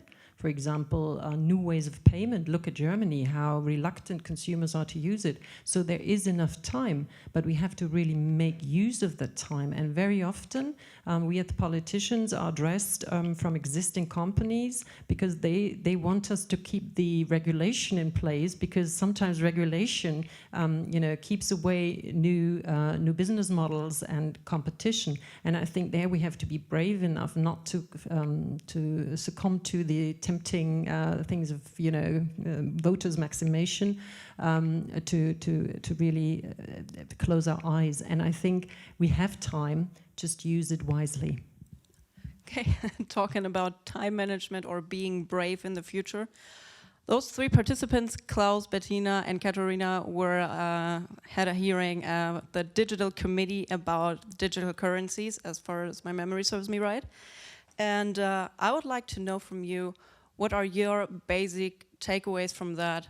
And would you say that, especially in terms of blockchain, is regulation rather a threat, or is it necessary, or even a driver, also for blockchain in Germany? Okay, there were a few questions in there. From maybe my personal view of Libra, and then I think it follows whether or not I think that regulation works or not. I think Libra was one of the best wake-up calls that Europe could have had. I remember even in March when we were in the finance committee in the hearing, I think quite a few didn't really think that blockchain was going to be a thing. I know it's 2019, but I could see a big difference between March and September. In those few months, I feel that there was a general awakening that blockchain isn't dead. Just because Bitcoin isn't at 20,000 euros or above, that doesn't mean the tech is dead. So I think from my personal view, and this goes to everyone in this room, including the panelists, this is a chance now for Europe to come up with an alternative, to suggest something that's better for the clients, better for the corporates that use it. And I do think that stablecoins is an interesting category. We should be looking into it. I don't think forbidding it is smart at all. That's trying to pretend it's not there if I cover my eyes. And I think regulation needs to provide a level playing field, and that's harder than you would think. I've come from the banking industry. It's always difficult to see a level playing field really play out, but I do think we need to have standard rules that everybody knows how to play on. We need security for investors so you can raise money on it, and then let's all compete for the best solution. You want to start? Yeah, I can start. So yeah, I can just follow what you said. So in my perception, it was a really good wake-up call, and I think the situation in the digital committee was way more into the topic and way more into what we really have to do right now than it was in March in the financial committee. But I also agree that this is the right time to think about competitive products, or how we can establish something against or to compete with Libra in that special case. But I also think that Libra itself not only offers threats but also opportunities. So I think from a political standpoint, if Libra wants to adapt to the regulation which is there in place, and we have like the first statement from FINMA, which says, okay, for Switzerland they are regulated like a bank. So why not? Why should we do a selection of which market players can enter the German market and which ones not, if they are agree to our regulations? And as Libra is constructed, I also see that Libra offers some opportunities for our banking industry, which is not something abstract. You can see it right away, because they want decentralized custody of the funds, which should serve as a reserve. So that's basically state debt and currencies. So our banks are used to do the custody for such stuff. So that's a new business opportunity for them as well. So, and then to the next question, if regulation is if regulation is good or bad in that scenario. So I would ask the question the other way: is regulation in that place good or bad for us? Because if we prevent Libra to coming to Germany, then okay, I think they will be worried, but they will start in other countries first. Yeah. And in that fast-moving digital environment, the first mover advantage is more important than ever. So they will build their infrastructure in other countries, and then if it's too late, like 5 years from now, and Libra has its use case, I don't think that Libra will replace any state currency or something else, but it will have its use case. For example, pay your online ads on Facebook or transfer like little amounts of money as you do it with PayPal right now. And then we will need to catch up. And I think the internet proved that it's not the best, the best situation to wait and then try to catch up. Because if we hadn't done this before, then maybe Facebook would be here and the US would now decide if they want to let the German company in or not. Well, I think regulation is two sides of one coin. We've seen that because everybody was waiting so long for the blockchain strategy. On the one hand, yeah, it might hinder some business models and it might be a pain in the neck for some of the startups or existing companies, but on the other hand, it gives you legal security, and that is something you need. You don't want to act in an environment where you don't know what is happening in 2 years' time, that they shut down your business or that you have to pay back money or whatever. So I think it is two sides of one coin. What I like about other marketplaces like Hong Kong or even Switzerland is that in the constitution of the supervisory authorities, you have financial stability, you have whatever, but you also have a passes that you should foster research, you promote research, and you should promote the marketplace as such. So I think this combination of keeping stability on the one hand, consumer protection and so on, but on the other hand, not closing, using both eyes, not closing the eyes down. With Libra, one last point, I fully agree with you, but the stable coin will have a huge basket. I'm not so much concerned, basket of currencies and bonds, and I'm not so much concerned that it will replace a official currency, but I don't have all my questions answered regarding what will it mean for market liquidity if we have such a big player, taking all the papers on board, and how much how important will they be? How much pressure will they be able to put on certain governments? So there are still a few questions open. Me personally, I think we need a crypto euro. Adding up on that, because I'm in the stablecoin business, literally speaking. So I would say, like, Klaus, you're completely right. But what I'd say is, if Facebook comes, like, there is obviously some companies like in Germany taking leverage of that, but it's breadcrumbs. To be honest, like, if Facebook is coming in and Libra is coming into the market, they're soon gonna take. It's a first step. If they just have their online payments, then it's a second step, a third step, and they soon have an avalanche effect, which we can't stop. On that sense, I think it's very necessary actually to have regulation, because otherwise our business model would not go at all, would not function at all. We've been working with the Spanish regulator, we've been working with the Spanish National Bank, as well as the European Central Bank, to have a regulated stablecoin and enable especially European banks to have the answer for Libra. To at least have their own stablecoin, which can then foster their clients to have automated payment processes and create this process efficiencies in a regulated manner, that you have an e-money license, you have the banking license, you have all this established infrastructure. And in that sense, regulation actually enables innovation, because we are protected that Libra is not jumping into the market and takes everything. Yeah. So maybe there's a misunderstanding. So I do not propose that we should reduce regulation on Libra or reduce regulation at all for that topic. But as I understand the Libra white paper, they fully want to comply with every regulation in every state they want to operate. And if they do so, why do you want to pick one market player and prohibit him to take place in the market? So that's my point. I think right now regulation is really a two-sided sword, and as you both pointed out correctly, there are two sides to the coin, and I think what we're seeing right now is that there is a growing competitive market, not only about technology, but also about regulation. So countries are competing against each other with better regulations for that ecosystem. And I think it's really important to be, on the one hand, really fast to have efficient laws, but on the other hand, you have to be really careful to secure the financial system that we have right now, because we need it. And blockchain is not going to be a completely financial system. It's going to be an add-on to that.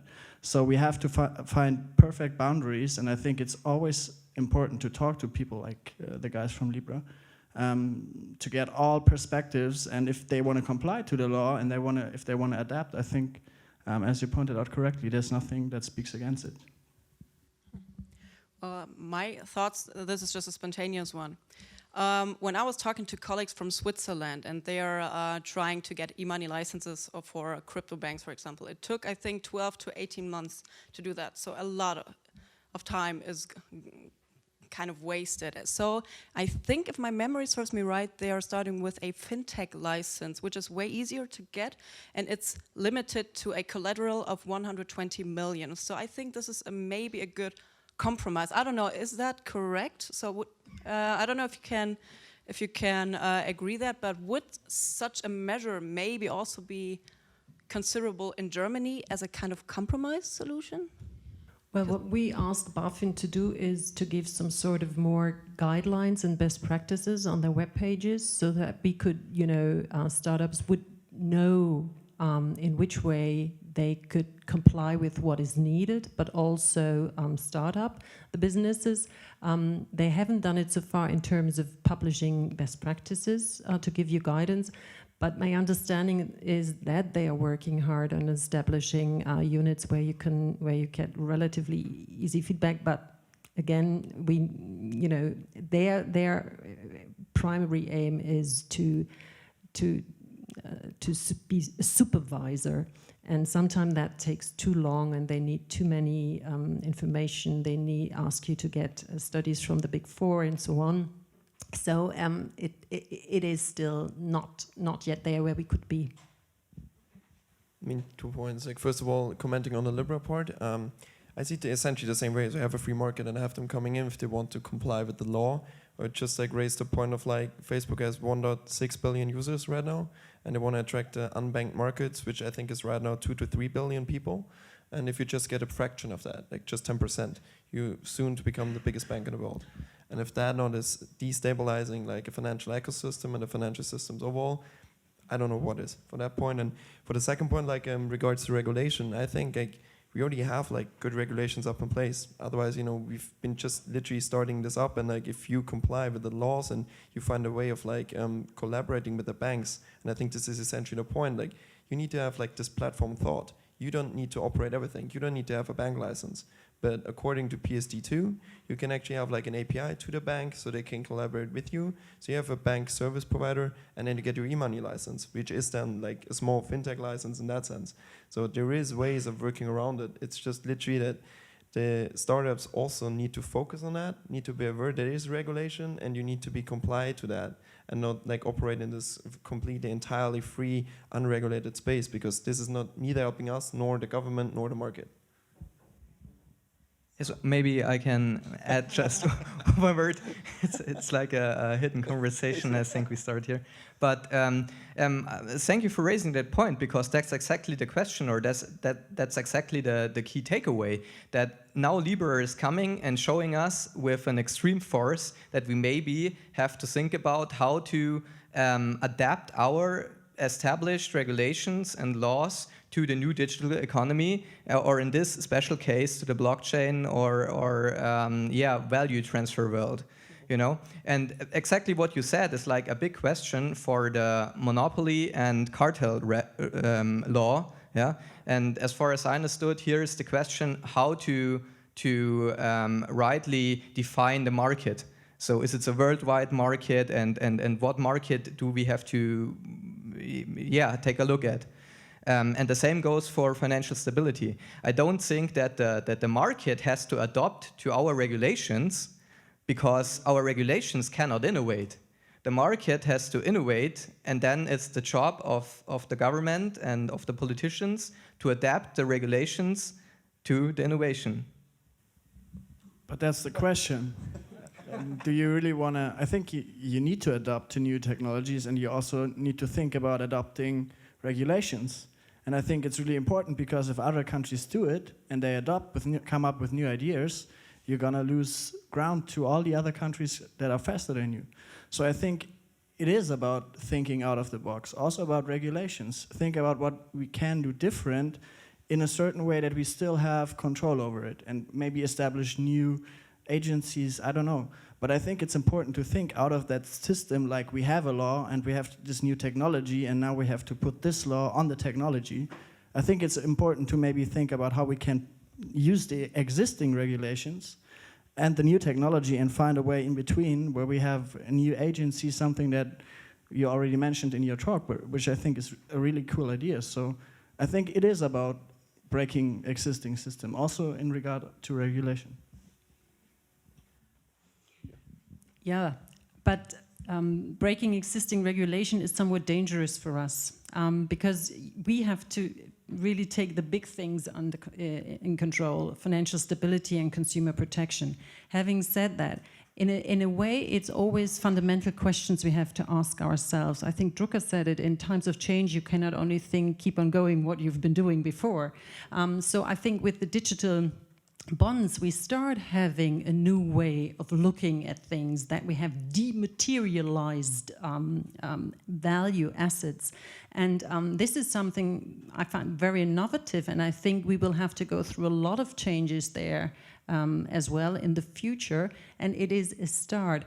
But again, for us, we always have the risk that we oversee something, and that, you know, to change the whole system overnight is very difficult. So it's better to have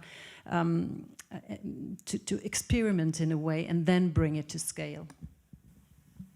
I mean, in that sense, I think it's in very, very true words, because you can't, like, even from a project perspective or like any IT perspective, you can't tear down a system and just build up a new one. It's like a shift where you slowly, like, you reuse the first one and basically increase the other system.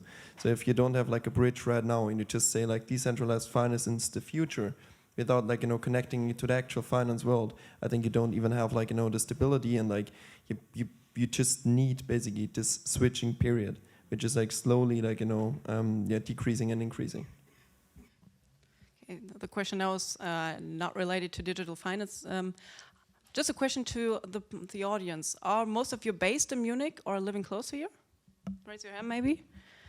So I could imagine that you, if you're not already participating in different initiatives or associations, could imagine that you are also interested in getting more involved in how also the blockchain environment in Munich is changing. So I'm also living in Munich, so I'm very interested in asking you, Professor Matthes, Max, and also Katharina, as leaders of different associations, what will be concrete measures and activities we're going to do here in Bavaria or Munich in order to foster and, let's say, accelerate blockchain?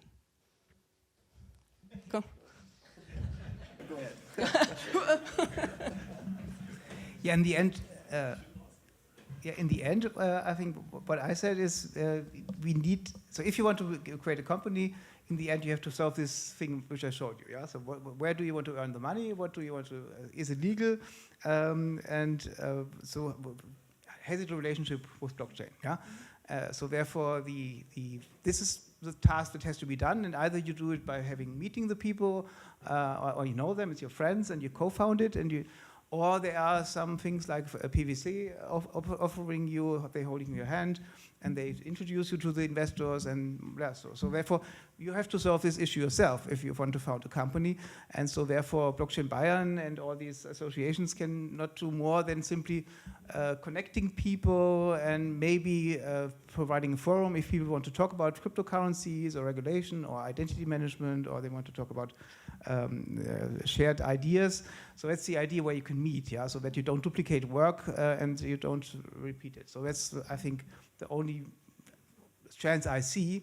But obviously, if you look at places, and I don't want to talk too much about Silicon Valley, but the good neighborhood is nice. Yeah? If you meet at a party, some investor, and you do a pitch, so therefore I see a chance for Munich, because we are a very dense ecosystem. Yeah? So where it's easy to meet. Yeah? You don't have to travel from, I don't know, to Vienna. Yeah? So it takes a while, and so therefore we should use this vicinity. But on the other hand, not say we do a Bavarian thing. So we want to have solutions which scale at least for Europe and beyond. Yeah? And that's, I think, the important point. Yeah? Not to say we hide our faces, what's happening in Singapore or China. Yeah? So we have to be aware of this, and there are enough players which travel, and it's nice to have people which go to these Kommissionen and Sitzungen, and they can report. Yeah, because not everybody else can go to all of these meetings, and therefore it would be nice to get this information in trusted way. Yeah, because in particular in the blockchain area, there are some not very reliable sources where they claim to do certain things. And that's also the role I see for universities to somehow talk about reliable sources. Yeah? So is this a real fact? Fact-checking, yeah. So avoiding fake news in the ecosystem and getting more or less quality information. I mean, essentially supporting that to its entirety. I see blockchain not only being Bavarian focused on, we only have our ecosystem here. What I see is basically you need to have the associations to actually gain the local needs, but it's actually like a European issue or like a chance, more or less. Because like on the European level, like working quite often with INATBA, like the International Association of Trusted Blockchain Applications, long name, forget about it. It's actually like a really good association because you put in weight. You get like these huge corporations, you get startups, you get all the multi-dimensional perspectives you need and foster like in terms to literally get like this innovation off ground. And these are the guys really having this weight, and then you can change something. So it's for our necessity, like here we also like create ecosystems which are very important for us, but these ecosystems can then like also use weight and then like, you know, transform the society. And in agreement with what has been previously said, but also just adding, I think this is very much a question of what do we all want to contribute. And for me personally, I can only say that for me, quality of information is one of the key pillars. I think that the blockchain industry has suffered from hypes and from scamming, and that has done harm to also the entire perception of the industry per se. So for me personally, we will continue to engage, create communities, provide quality information, provide quality analytics, and also drive with our own passion, telling our families about it. You know, I don't know how many aunts and uncles I've explained the blockchain by now, or you know, it's on us. If we are passionate about it and if we believe in it, then we are all the advocates and we are all the mentors of future mentees, and we're all the ones who drive and shape this industry. And I feel very much a part of that. And so whenever we can, here in Bavaria or in Berlin or in Europe or wherever, you know, we'll just be outspoken and drive the thing forward. You said a very important word, and this is going to be the last question. So this is a question to you all. So what is your passion about blockchain? Why do you want to dedicate yourself to that new technology? When I was a student at monetary theory, people by then said it's a bad system, but there is no alternative. And to me, blockchain and the tech behind it is an alternative to build something. And I think that's as much as a challenge as it is exciting, and I just want to see where it takes me. Yeah, for me, I actually didn't study IT or anything with blockchain, so I actually studied politics. And I kind of fall into that blockchain rabbit hole, and I think the most cool thing that I feel is the cooperation between different players, that the interoperability and interconnectivity all over the world. We are visiting conferences, talking to people all over the world. There's technology built with people from all different countries. And I think that's an amazing power, and the spirit behind blockchain is really positive, in my opinion. And it's there to kind of solve issues that we have right now. And I think, yeah, it's a great mindset that most of the people in there, most of the people have. So that's what drives me. Yeah, so my background is from the traditional tax consultancy, so you may ask yourself what brought me here. But besides my profession, I always found it interesting or exciting to take a look at topics which are, in my view, the future, and tech, besides blockchain, digitalization, I think we all agree on that, will be the future or is happening right now. And that combined with my literature of monetary policies or as Volkswirtschaft as a whole, I discovered, okay, we have a technology which maybe enables, like what Friedrich August von Hayek called the Währungswettbewerb, so the competition of monies. And that's what hooked me up at the first place with Bitcoin. And then later, if you fell in that rabbit hole, you know that it's hard to escape.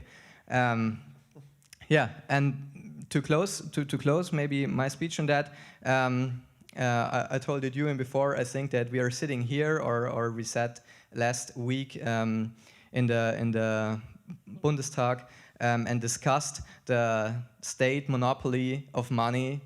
I think is like an epic thing to be involved. Well, for me, I'm not active in developing this new technology, but for me, it's curiosity. It is a chance, huge opportunities that can be beneficial for all of us, and it is the creative spirit. And if we manage to find a way together we set the right regulation, you have the right, new ideas. We set the right regulation. I think that could be great. Yeah, I think from that regard, I've always been a person who is like in questioning like structures which just got presented to me. So like, and by in questioning the structures, I always like at one point came across blockchain, obviously, because like as you said, like I think we all have an economy background at one point. You always like in question like what happened on a monetary system, why is it built like how it is built. And if you start thinking about that, you soon get to asset digitization, you soon get to emerging tech, and yeah, that's the typical fall down where you then literally like dive into this topic. And I think we are like, as Melanie Swan I think outlined back then, we're at the dawn of a revolution. We don't know what it looks like, we don't know where it takes place, but I think it's going to be a hell of a journey. It's going to be a quite great roller coaster, and I'm happy to be on that boat. So, well, thank you for all your answers, and also for me personally for these inspiring thoughts. And I know it's almost 10 p.m. and I'm also very thankful for your patience. I hope today that you took something from here, some thoughts maybe, also to see that a lot is happening in this area. And this is the point where I'm closing the panel. I thank each one of you really to attend this event. I mean, it was a long day for especially all the people who went to the Bits and Pretzels. And yes, this is, as I said, I'm very humbled that people take the time to be here. And also, thanks to you. And just we have a quick thank you to the panelists. Just a little gesture for the way home. Thanks so thanks everyone again. It was awesome. No pretzels, sadly. There's a final word I would like to say, because I think it was not present enough. Robert, who was doing the presentation, who was taking care of the location here to get this done. Also, thank you, of course, to CDTM once again to providing us this location. Thanks to Landeshauptstadt Munich for sponsoring us. Thanks to PwC for sponsoring us. But I would like to get Robert up again, because he is really the main organizer of today's event. So please give him a round of applause.